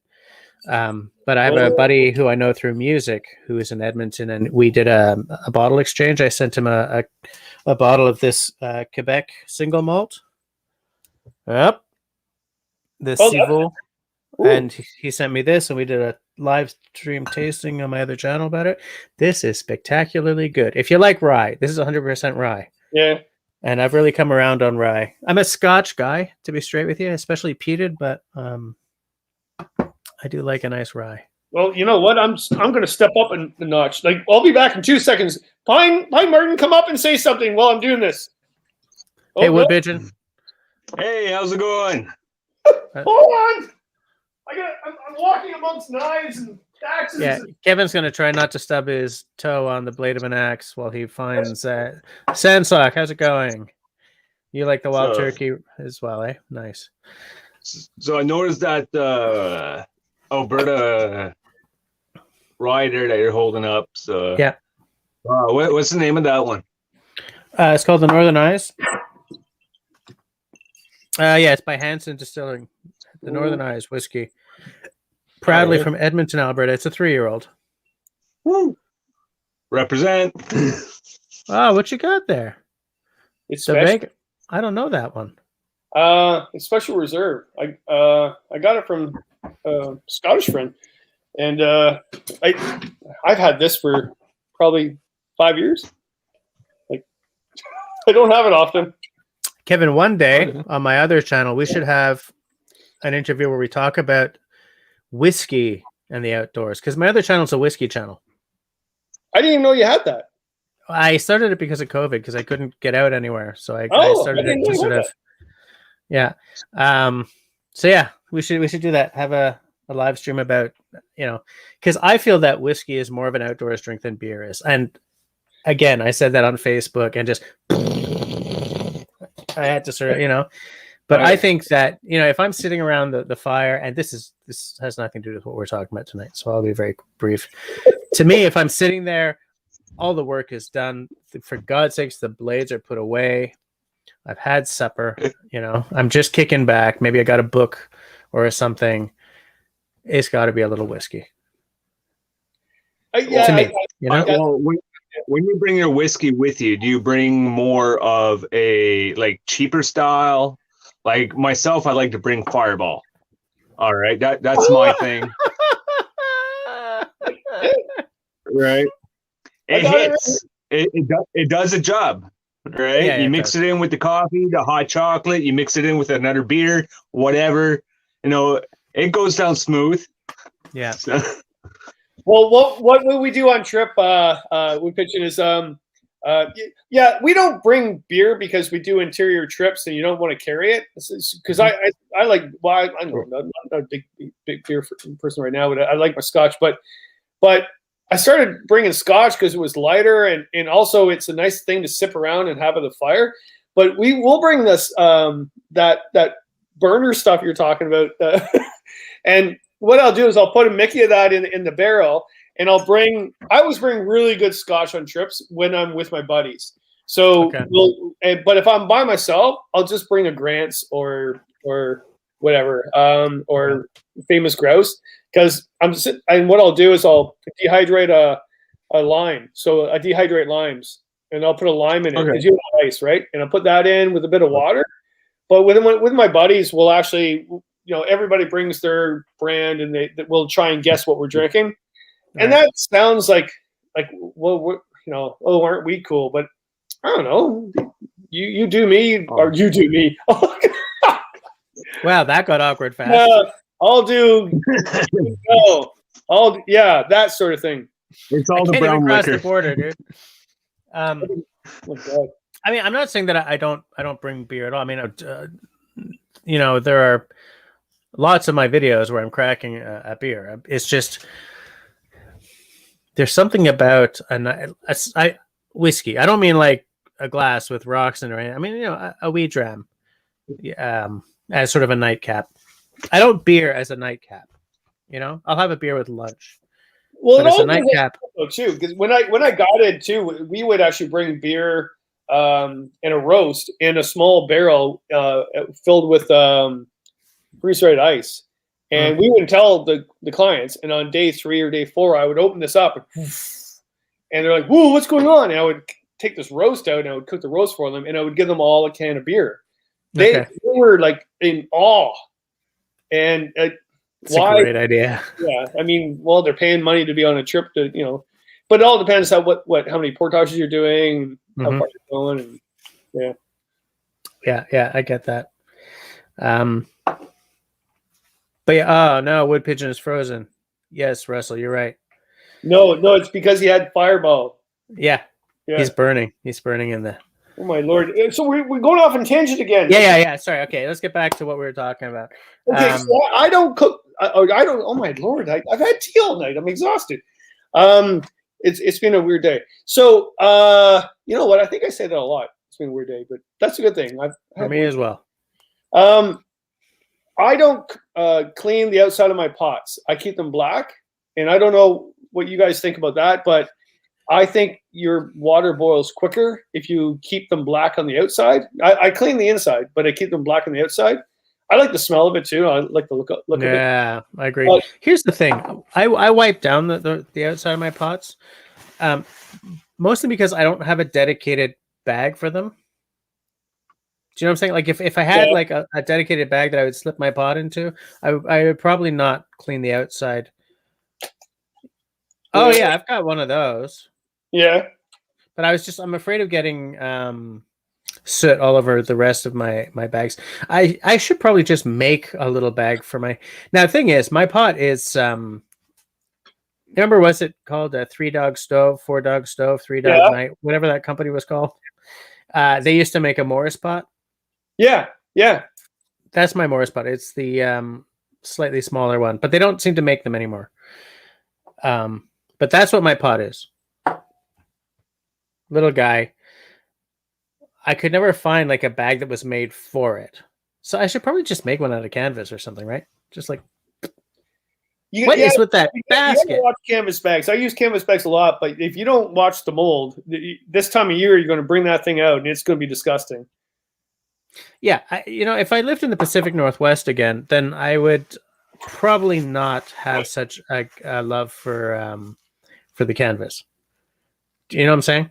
Yeah, yeah. Like the saltwater air, misty all the time. It's like living in a dreamland. But my knives would all be stainless steel. Yeah, yeah. It's funny.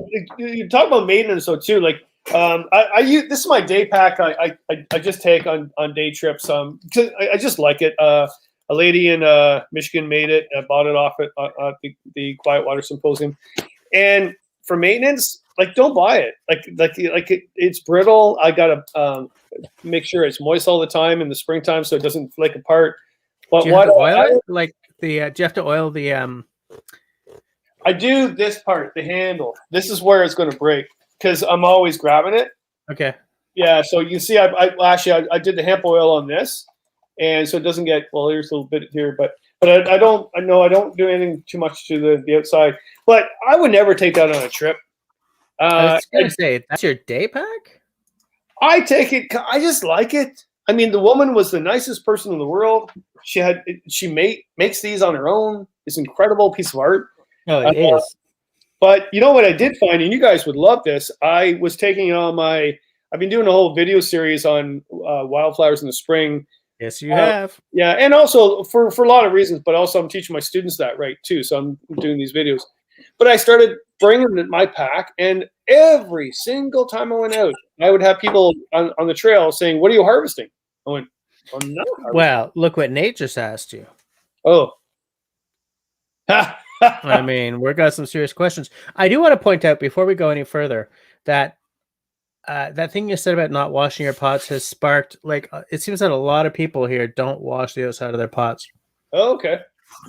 Martin says he doesn't bother removing the soot from his pots. By the way, I buy what you're saying about the darker the outside is, the better it is for heating. Like my Morris pot is the anodized, the black anodized outside. Oh, yeah. Russell says, I have a pot on my regular kitchen stove that's been black for years. Haven't washed the outside of the pot in years. Used to use it for camping. Brandon says, I keep them black. Too much effort to clean anyways. It's like, even Russell says all his other pots, he cleans them inside out and outside. So it's, yeah. It's... I don't know. I kind of even like the looks of the pots when they're kind of charred on the outside. Man, I love the look of well-used equipment. Well-used but well-cared-for equipment. I hate the look of an axe that's been clearly neglected, but I love, that's why when you were showing, especially that splitter that you showed, I was like, hell yeah. That's what I like to see, because it's clearly been used but not necessarily abused, right? It's been used and cared for. Shoes and socks on, and I can't even find it. Yeah, and you just had some whiskey, so for God's sakes, be careful. Oh, I got it. No, we're good. Here we go. Don't amputate a toe on my watch. Yeah, look at that. Come on, man. That gives me the fizz. Really good. I've shown you this already, but I love that for you spray it on the metal. If you don't, use that. I would use Coca-Cola and a scrubby pad will clean it up too. Or I use WD-40. I tell you something for free, man. The Coca-Cola, I don't ever want to put inside my body again, because when I was in the air cadets back in the 80s, the 90s, we our hat brasses, the cap insignia off our wedges, just drop that in a cup of Coke for like an hour, and it came out sparkling. And that's when I decided I am not drinking Coke. I was about to use a word. Yeah. There's no way, That's but bizarre. Yeah. I haven't drank Coca-Cola for a long time. I do know that actually WD-40 with a scrubby pad is probably one of the best ways to clean your rust off your accents. I use to get the rust off. Yeah, I get that. Now the thing is, Kevin, my axes don't get rusty. What I do want to say is that even Nate, who says he doesn't bother cleaning this up from his pots, and I get antsy when my partner decides she should try. Show me that pot again, Kevin. I just got this. I think I bought this 2 years ago. So that's 2 years? Yeah. Man, you get into the woods a lot more than I do. I love that. Look at that. But wait, show me the inside though. Yeah. Yeah, no, you clean the inside because you get sick. You got to clean the inside because that's where the hygiene happens. But yeah, I love it. And I think you're probably right. The darker the outside of the pot is, the better it is for heating up. Well, it makes sense. I'm not an expert on that, but it's just a surface area. It's like, I don't know. Anybody help us out with that? But I'm pretty sure I can help you with that. Listen, you buy a boxed cake, a boxed Betty Ass Crocker cake, and you get two different instructions. One, if you have a light tin, what colored cake tin, and a different heat and length of time if you have a dark metal tin. If even the idiots putting out boxed freaking cakes can get this, you're onto something here. Oh man, that's cool. But yeah, Martin says, "Oh, for land's sakes, phosphoric acid is great stuff." I guess he's talking about for removing. But this is what I wanted to show. If just saw my knife, you'd have a heart attack. I think Nate recognized your pot. I would like to get one of those actually, especially now that they've got metal clips instead of plastic. I would like to get one just to see. They used to have a plastic on them?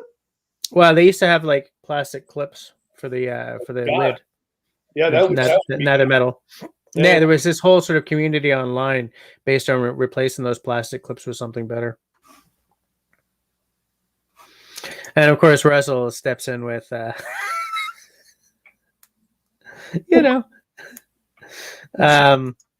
yeah, even Martin is backing on that. Silver reflects, black absorbs. Absolutely. Okay. No, that makes sense. And probably Martin would know that stuff too. Like, yeah, it just spills out of his head. I don't know where it comes. It just comes out. Yep. I dropped him a call last week to talk about stuff, and I had something specific to talk about.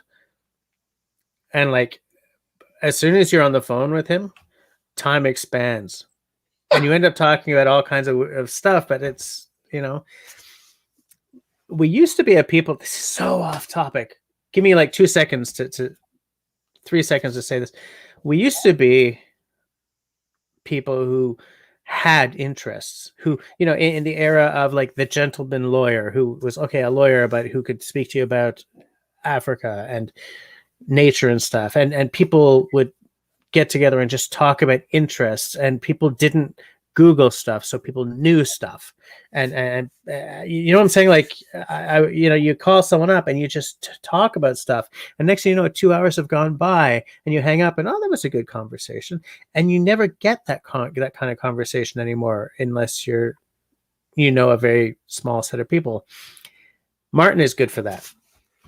Yeah, Martin is good for that kind of conversation. That's interesting. I find also with the green rooms on Dennis' show, I'm not sure if he's still up, whatever, but the green, I say things on that green room show that I was like, what the hell was I talking about? Yeah, it's bizarre. Yeah, But I love that kind of stuff, you know. I love, in fact, as Martin says, a black hole of conversation. That's what. Call me old, but I miss that kind of Well, thing. it's kind of like around the campfire. I mean, that's what Yeah. happens on the campfire with a scotch or a rye, whatever, or a Mhm. beer, whatever. But you get into the black hole, or what I call the rabbit hole. You just keep going down. But yeah. Did you guys? One question I asked you guys. It would be interesting because I've been working a lot, and I'm not really focused on what's going on in the canoe world, but I did check Jonathan's latest video. He listed gear that he would not take or does not need to take on trip. Has anybody out there seen that this week? No. Okay. So he lists equipment that basically is a waste of time. Like, why would I bring it? Wait, who is this? Jonathan Lost Lakes. Okay, I'll look that up because that's interesting because I do feel that some of the stuff I bring due to interest rather than logic. Yeah, and he kind of talked about that too. And somewhere was when I looked at it, I go, oh, that's kind of cool. I get that. Like he doesn't. I should go down the list, but the one was interesting. He doesn't bring a knife. You know, it's funny, Kevin. Can you see the side chat? No. Because as soon as you said that, and then I said, I don't know, Tenenbaum said, I commented on the video Kevin is mentioning. Brandon said, yep, I saw it. Tenenbaum said, like, right before you mentioned that he doesn't bring a knife, I take issue with his not taking a general purpose knife. That was the one thing, like, I bring a striker. I actually understand a striker because if your Bic Lighter gets wet or cold, whatever, it works. So a striker makes sense. I get his point. You don't need a striker. You can just bring a Bic Lighter. So I understand that one. I didn't dispute that one. Well, I don't dispute anything. Whatever, that's what he brings. And he's done an amazing trip, so I'm not disputing that either. But not to bring a pocket knife on a trip, I was like, what the hell? I actually literally yelled at the screen. I went, what? Yeah, and Tenenbaum says, everything else he argues I can get behind. I'm going to have to look at this video. Oh, man. Well, no, there's Nate. Like, you probably watched it, Nate. You watched his stuff? Yeah, he said I did watch that, but I do have some personal differences from his. That sounds interesting to me. This is how interesting it was. Is that I'm basically ready for bed because I've got my spectacles on and I'm. And your beard is getting longer, man. That's an impressive soup catcher you got going there. I'm loving it. Did you sit on a mountain every morning and go? Like, I do, but it's made of porcelain, Kevin. That is awkward, but hey, that's funny. Actually. Yo, it's hilarious. Oh my lord, there's an Anderson. Howdy, fellas. Hi. I want to point out what Tenenbaum says before we go any further. His argument is that he carries a fillet knife, and as an avid fisherman, it fulfills his needs. My argument is that a general-purpose knife is good insurance for the unexpected. So that, to me, sounds like something Kevin can sink his teeth into. Well, no, it's not sting my. Oh my god, sorry, I'm really burnt out today. But you need a knife for cutting rope, or I don't know, like a fillet knife's not going to cut it. Or well, it might, but then you've probably beaten the hell out of the bit. How can you tell I'm an axe guy? You've probably bitten the hell out of the blade, right? Yeah, using a fillet knife for. Yeah, like he's not bringing an axe. He's bringing a saw in the summer. I get that. I understand that. But to not have a knife on you, I would feel like I'm walking through the woods naked. I would feel like I'm walking through the woods naked. Russell. I can definitely, I definitely empathize with Kevin on that one, and especially because I'm not an avid fisherman, so I do not carry a fillet knife. So it's that much more important to me that I carry a general purpose knife that I can do a multitude of other things I need to do around the campsite with, or in case of emergency. The other really interesting one for me was the Bic Lighter instead of any other form of fire starting. And so I definitely I love the simplicity and the ubiquitousness of the Bic Lighter. And I do carry one in my pack as backup. But For me, there's so much that can go wrong with the mechanics of a Bic Lighter, and I think I started realizing that in about grade 9 as soon as they started getting wet in my backpack. Shortly after that, coming along something as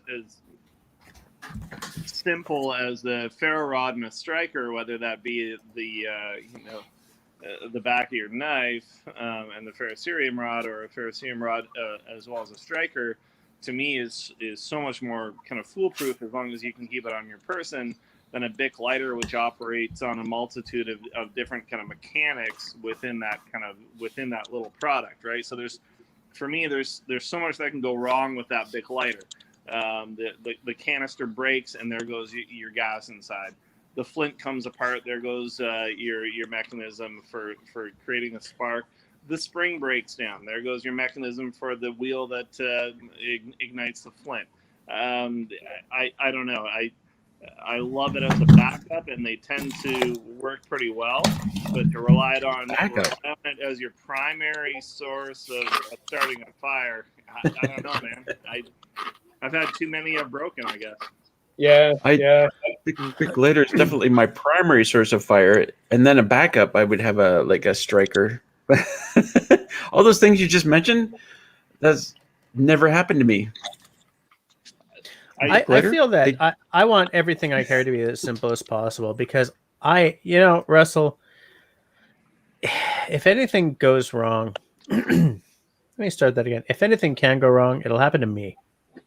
Do you know what I'm saying? Like, the more complex the item I have in my pocket, the higher is the chance. And by the way, these are a terrific example of this. I am slowly bankrupting myself in broken or lost phones, right? The more complex an item is, the more is the chance that something hilarious in retrospect is going to happen to it. This freaking camera has cost me more in repair bills than I spent on it in the first place. And sometimes it's because I'm like, oh, I'm shooting, whoops. But sometimes I'm shooting and something just goes wrong. So to me, I like old school. To me, my first, if I'm trying to light a fire, the first tool I go to is the striker, or even better, the flint and steel, right? Like either a ferro rod or a flint and steel. That's my first sort of approach. If everything is going wrong, then I'll go to matches. But everything really has to be going wrong, because I personally feel, this isn't a showing off thing, I personally feel that if I didn't get the fire started with either a flint and steel or a ferro rod, then I'm kind of like, well, it's warm, but it's not really a great fire. Do you know what I'm saying? I carry a Bic as like a last line of defense, though, because sometimes you fell in the frickin' lake and you need a fire. And or what I'm saying, something, you're cold and you need a fire. At that point, you don't need, wow, I started this the way the Romans did. No, you need a fire. So in cases like that, where it's more of a get warm fast thing. Just let me clarify for a sec for Nate. Sorry, Nate, not to disparage what you're saying. Certainly, the other day I was trying to start a fire in my barbecue using a Bic Lighter. Well, it wasn't a Bic, but essentially the same sort of thing. It was so windy I couldn't do it. I spent like 10 minutes trying to do it. So in that case, that's one of those rare times. But yeah, I just maybe it's due to my my checkered youth, but I think I've broken more Bics than I have, found ones that have like worked over the course of time. So I guess if you're going to, how are you doing that? How are you using your Bic? Are you like, where's my Bic? Why isn't this Bic starting? Yeah, but if you're being as tough on the lighter as you could with a ferrocerium rod, then would the same thing happen to the ferrocerium rod as it could to the Bic? No. No way. Right. The worst thing that's ever happened to me with a ferro rod is I dug in with the back of a knife, went like this, and the actual rod popped out of the little light my fire plastic handle and disappeared into the bush. And then I felt like a real prize fighter, let me tell you, because I'm digging through the bush looking for a tiny little and secretly thanking the gods that I've got a flint and steel and a lighter in my bag. But what do you have there, Dennis? This is a lighter I picked up about 10 years ago. I use two things. I should say three. I bring a Bic, but I rarely use it.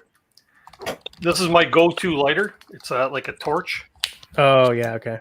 So it's a windless torch, right? That's going to get any fire going. That there, coupled with my my ferro rod.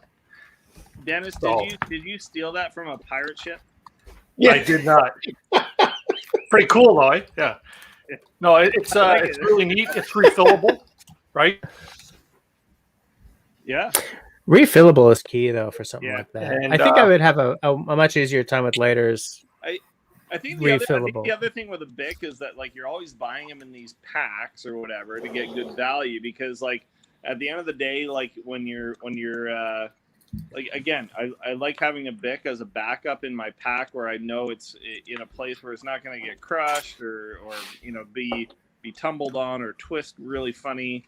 But you're like, you're looking at this Bic lighter and you're like, oh, how much fuel does that have left in it? And you're like shaking it and you're holding it up to the light like it's like you're looking at some kind of crystal ball telling you how many more flicks your Bic has in it due to the way that you can maybe see the fuel and the light through the Bic lighter of plastic.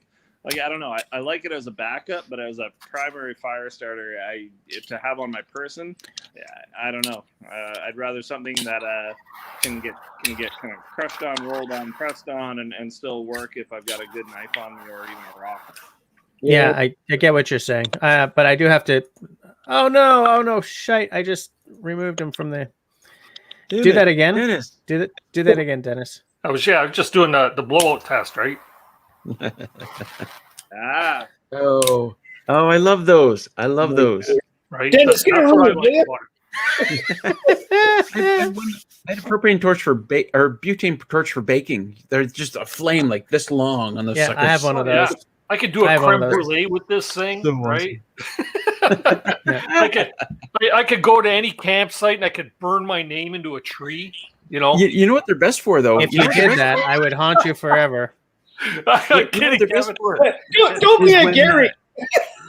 When you got to do fireworks and it's really windy out, you're going to be the star of the show. Russell, Yes, there's a question Evan. for you from Shawnee. So I'm about to hold on. I'm gonna solo you later. You look at Oh, that. yeah. I'm getting the disco ball in there. Yeah, it's the number 4 Groman survival knife. Just got it today. Yeah. Haven't used it on anything. So let's try it out here. You're such an ass. It didn't even cut the outer layer of my clothing, but it's really awesome. I can't wait to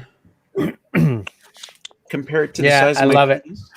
Oh, yeah. Okay. All right. Look at that. I should have known you were going to go there.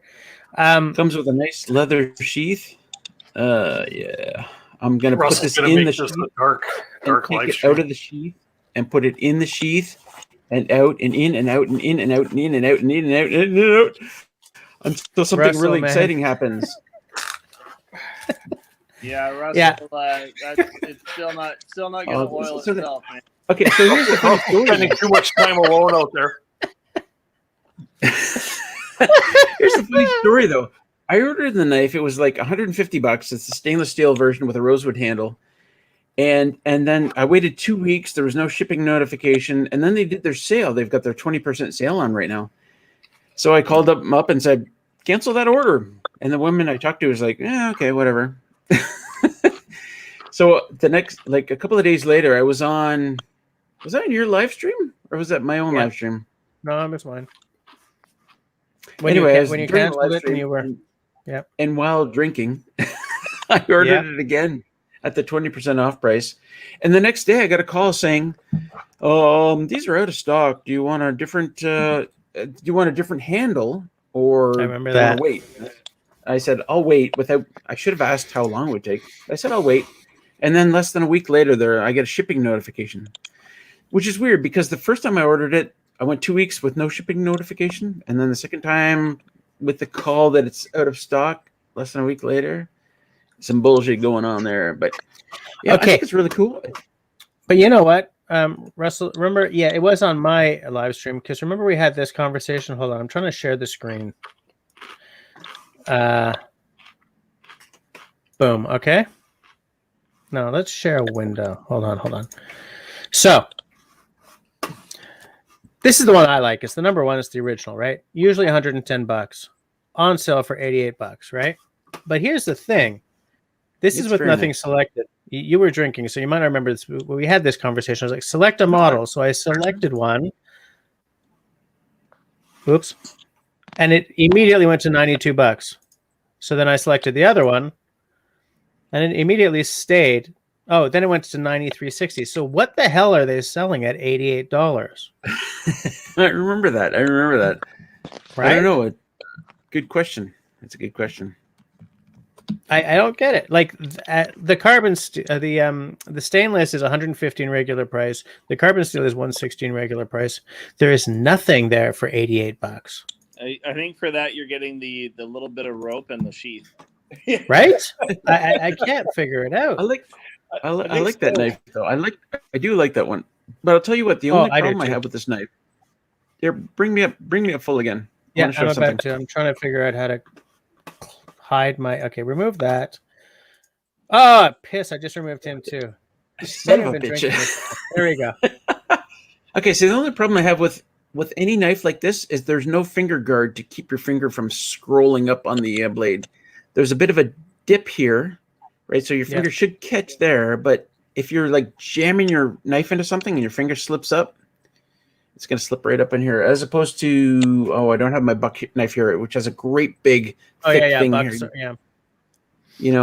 That's I have the only thing. I have a foolproof answer for that. Is that I never use my knives while drinking. You son of a bitch! I'm just saying. I hate you so much, Jess. I hate every part of you. Not as much as I hate myself. I hate every part of you, but I love the parts that are left after that. Yeah. Everything gets really weird when Russell and Jesse are speaking to each other. That's why I was saying to Kevin that like Russell is to me what Martin is to you. Like endless shit slinging. Oh, anyway, I've talked too much. We have to hear from Dennis. What's going on, Dennis? I'm just taking it all in, man. I should just be back in the chat. That's a new hat. I didn't see the whole. That's new. The red thing on the side. Yeah, that's a cool hat. Yeah. I like it. My God, man! You send me your underwear, but you don't send me that hat.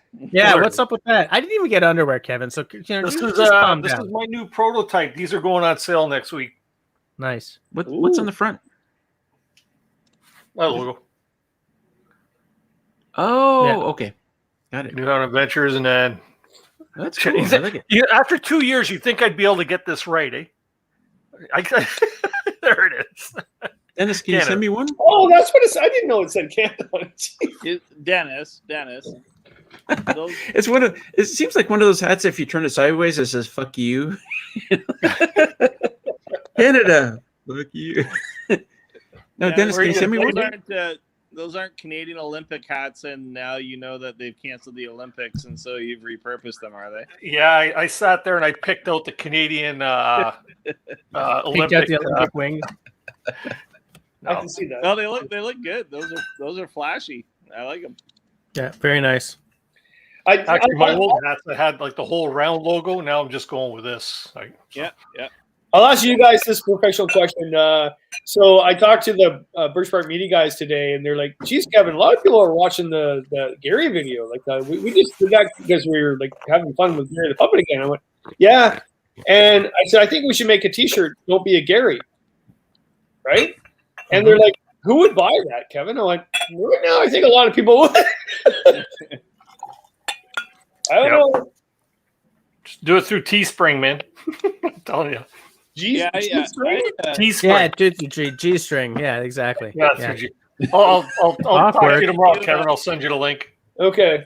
You may not realize this, but there's it plays well off of the whole ski and snowboard culture Jerry thing. There's a common reference, don't be a Jerry, and there's an entire there's this Jerry of the Day Instagram that features like kind of good little like highlight reels and pictures of people being Jerrys.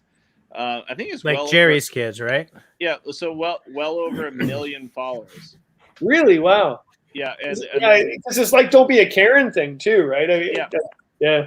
It's hilarious, but it covers like it's funny because it's slightly outdoorsy as well. Like it covers people that they have fancy racks on their car, but they put their skis on the rack with the boots still attached, and and then they put so they have like crossbars, but for some reason that means they should strap their kayak down crossways across their car, right?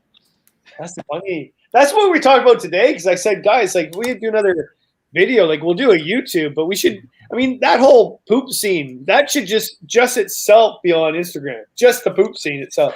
And the B-roll, the things that puppet said to me that we could not. Kevin, look at what Grace just said. I saw a Carrie video. A t-shirt would be awesome. I think you're onto something. A little. The B-roll stuff is between you and your psychiatrist, okay? Oh, no. Gary the puppet, like Phil, the things. Good God. And I sent Dennis a note about this, and I didn't tell you, Nate, but this is a true story. This is my luck. And Jess, you say you have bad luck. I have worse, right?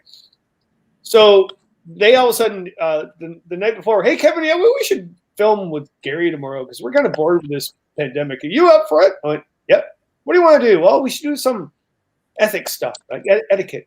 Yeah, do you have a script? I went, it's 11 at night, guys. Like, so I go, where are we going to film? Because we can't go anywhere because it's a lockdown. So the closest place was just up the road where, of course, the Highlands exits Mississauga River.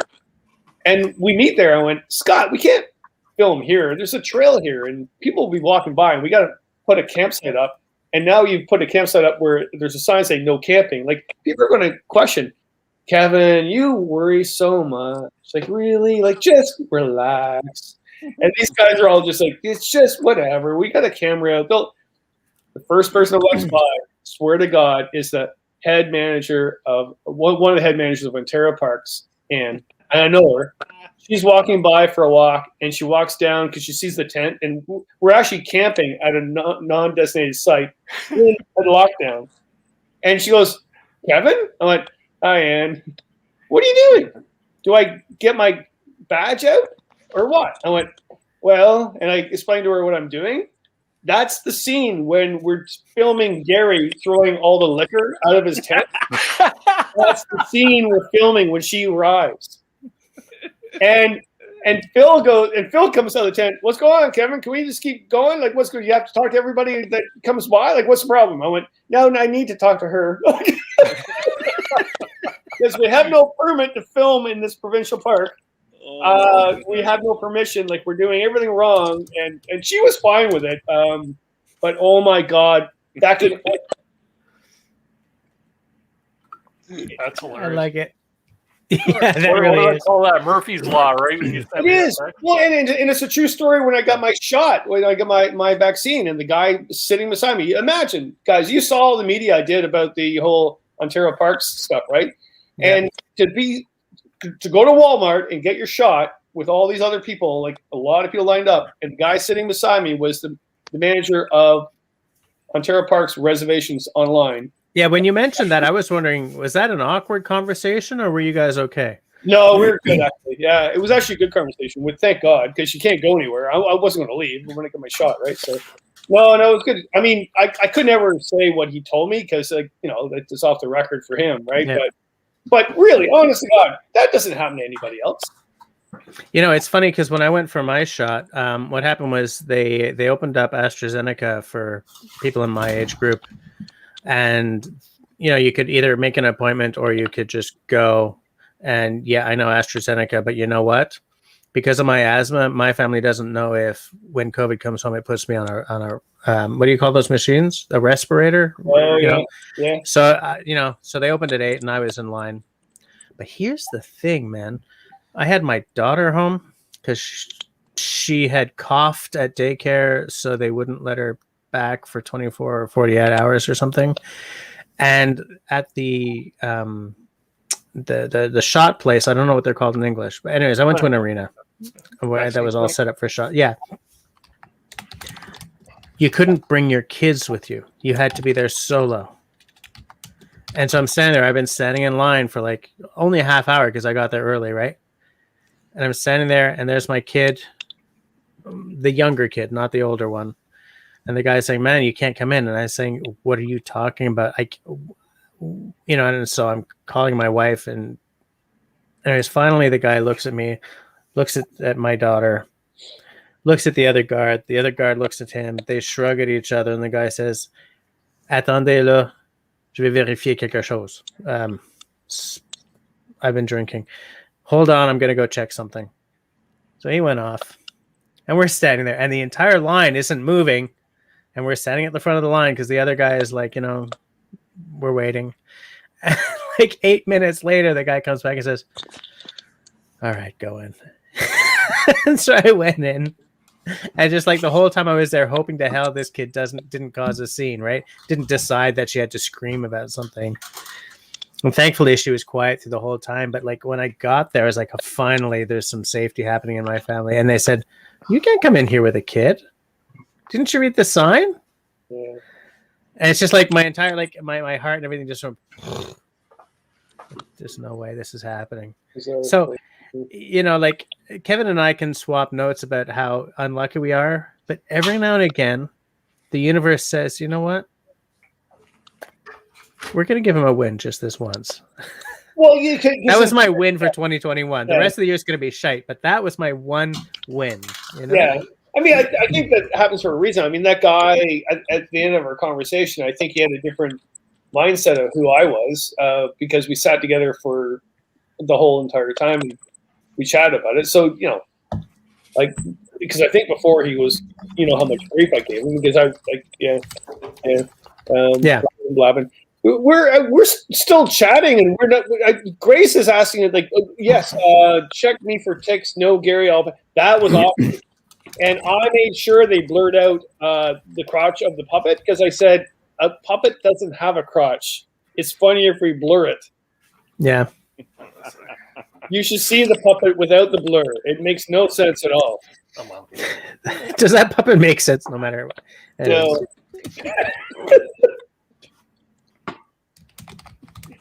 Wait, where did Dennis go? What's going on? I upset him with my last statement.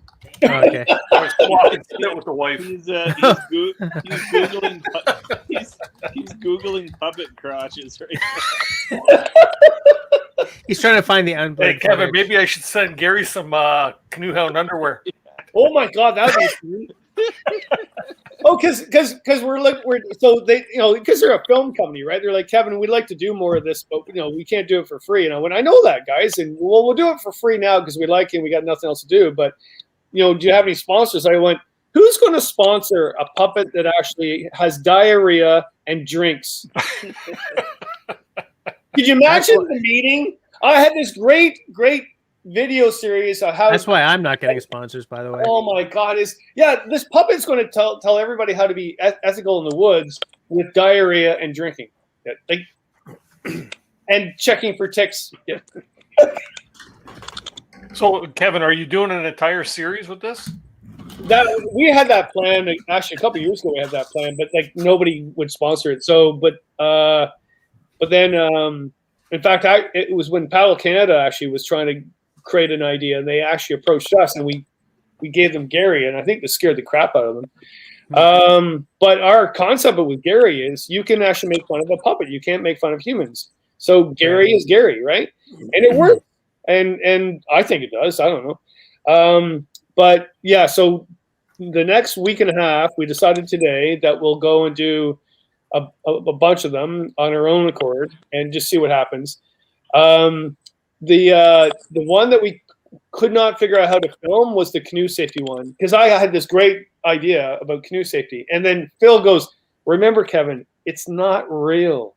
Like, where am I going to be during the filming of this puppet?" and we don't know Over how. his eyes?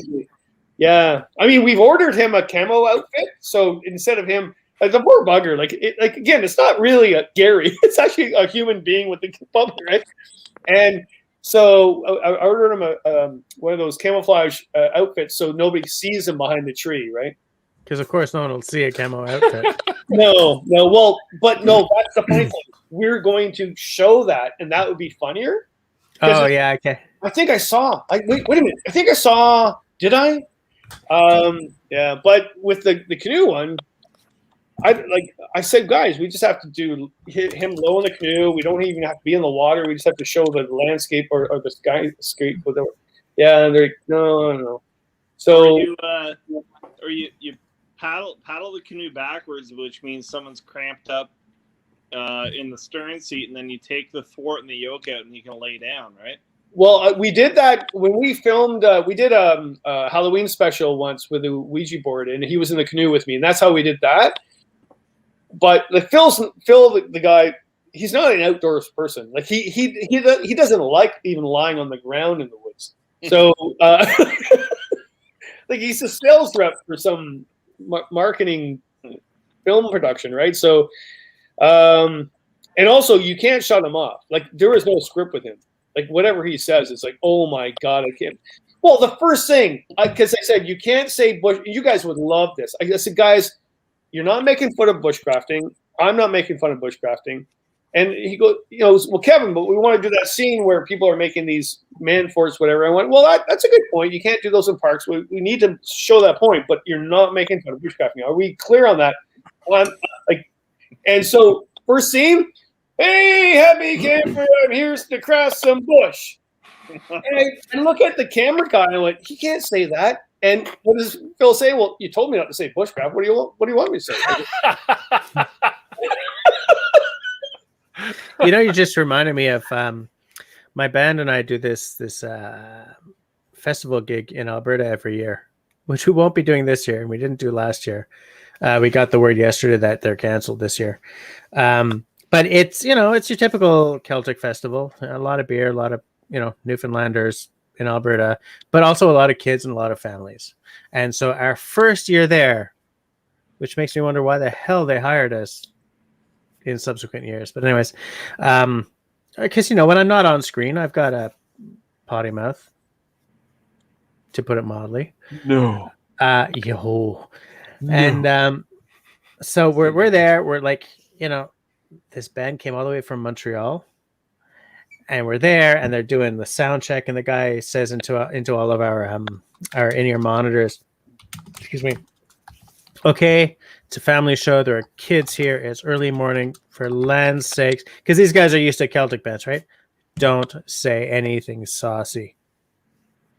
30 seconds later during sound check, I don't remember what the hell I was talking about, but I just totally F-bombed right into the mic, echoed across the entire valley, and like all the guys doing the stuff around us with the wires and the the roadie stuff, everyone just stops, and there are two kids sort of playing in front of us, and they look over and they say, "Daddy, what's a fire?" Oh no! And the MC starts like slinging jokes as fast as he can to get us past the moment, and the two guys in my band are like,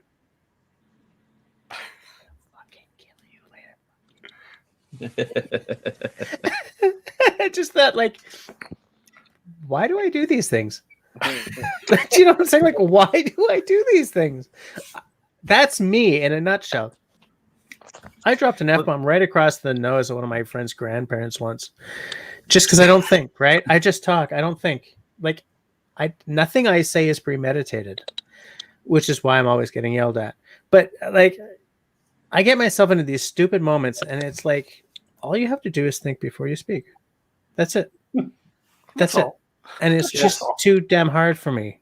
Just kids on the playgrounds hear the F-bomb like all day long, every day. Especially at any playground where I am. Let me tell you, I did this thing where I was trying to not swear so much because, we have kids now, and, you don't swear around the kids. And I think that, by the way, is BS. Let me tell you something. That is where adults suck.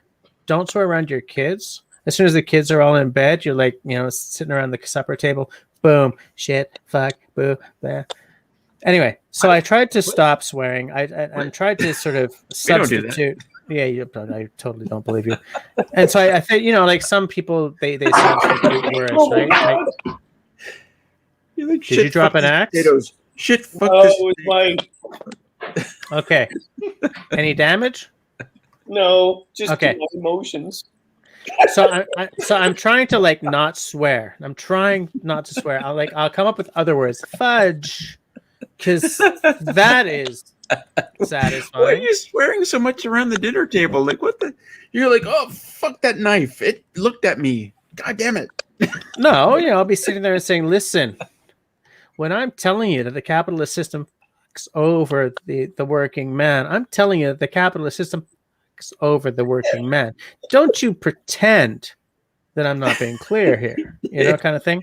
Anyway, so I'm trying not to swear. Your table or somebody like that. Somehow, my effort not to swear gets turned around. As many things that I try to do, and I end up saying, like, I bumped my toe against something, and both my kids were in the living room, so don't swear. And I said, "Fuck a pound cake." Oh shit! I just replaced the wrong word. And ever since then, everything that happens is "fuck a pound cake." I want to know who's at your dinner table. There's me. There's my sister. There's my mom. And, My and a wife. pound cake. One of my friends is, I'm never eating pound cake again. Dude, In you your invite presence. people over just so you can be like, Mallory, I need you here. Yeah, I need you at my dinner table. Like, oh, fucking shit. Russell, supper with you, me, and Mallory would be the world's worst affair. I have no idea what we'd say, but if anyone ever recorded us, we'd all go to jail. You know what I'm saying? Good times. It would be fun. On that happy note, I'm off to bed, guys. Good seeing you all tonight. All right. See you, Nate. Hey, Nate. Hey, Nate. Have a good one, buddy. Right. Okay, and I was going to make a comment about his beard, but he's gone now. He's gone. That was a very impressive beard, though. I have Yeah. never seen that impressive a beard Yeah. on that boy. That I'm was a jealous. nice beard. I like that soup He catcher. trimmed it over last week's show. When he was on my show last week there, he looked even way more mammoth. Like, Really? yeah, I thought it looked a little thicker last week. It's okay that you didn't notice, Dennis, but I also trimmed today. Oh, okay. I'm just saying. Sorry, I don't usually take notice of what guys look like. Dennis is like, my God, that guy's sexy without his beard. No, hold on. but no. God, I'd love to suck that guy's beard. Okay. All right. Let's not get me completely demonetized. I know that's right. I mean, so did we solve everything tonight? Are we even recording still? Like, do we maintained all our gear? Jesse, Yeah, you I need think to we close did. it down. Oh yeah, because we're after 11. Okay, so to everyone in the side chat, see you next week, I think. And between Are now, people still watching us at this point? Christ, there's still a dozen people watching us for some damn reason. Thank you to all of you. That really No, that's because they forgot to turn it off before they went to bed. It's still playing. You see, I had this warm feeling about the dozen people who are still watching, and then you had to go and ruin it, Kevin. Thanks. Hit that thumbs up for Jets, everybody. Yeah. That algorithm. Yeah. If you haven't thumbs me up, wait. Yes, no, it's okay. Okay, bye. But I hope to see you guys next week. Between now and then, for land's sake, stay safe, stay healthy, stay sane, and be kind to one another. Peace Everyone say out. bye. Yeah, peace out. The adventures alive. Don't be a Gary. Bye.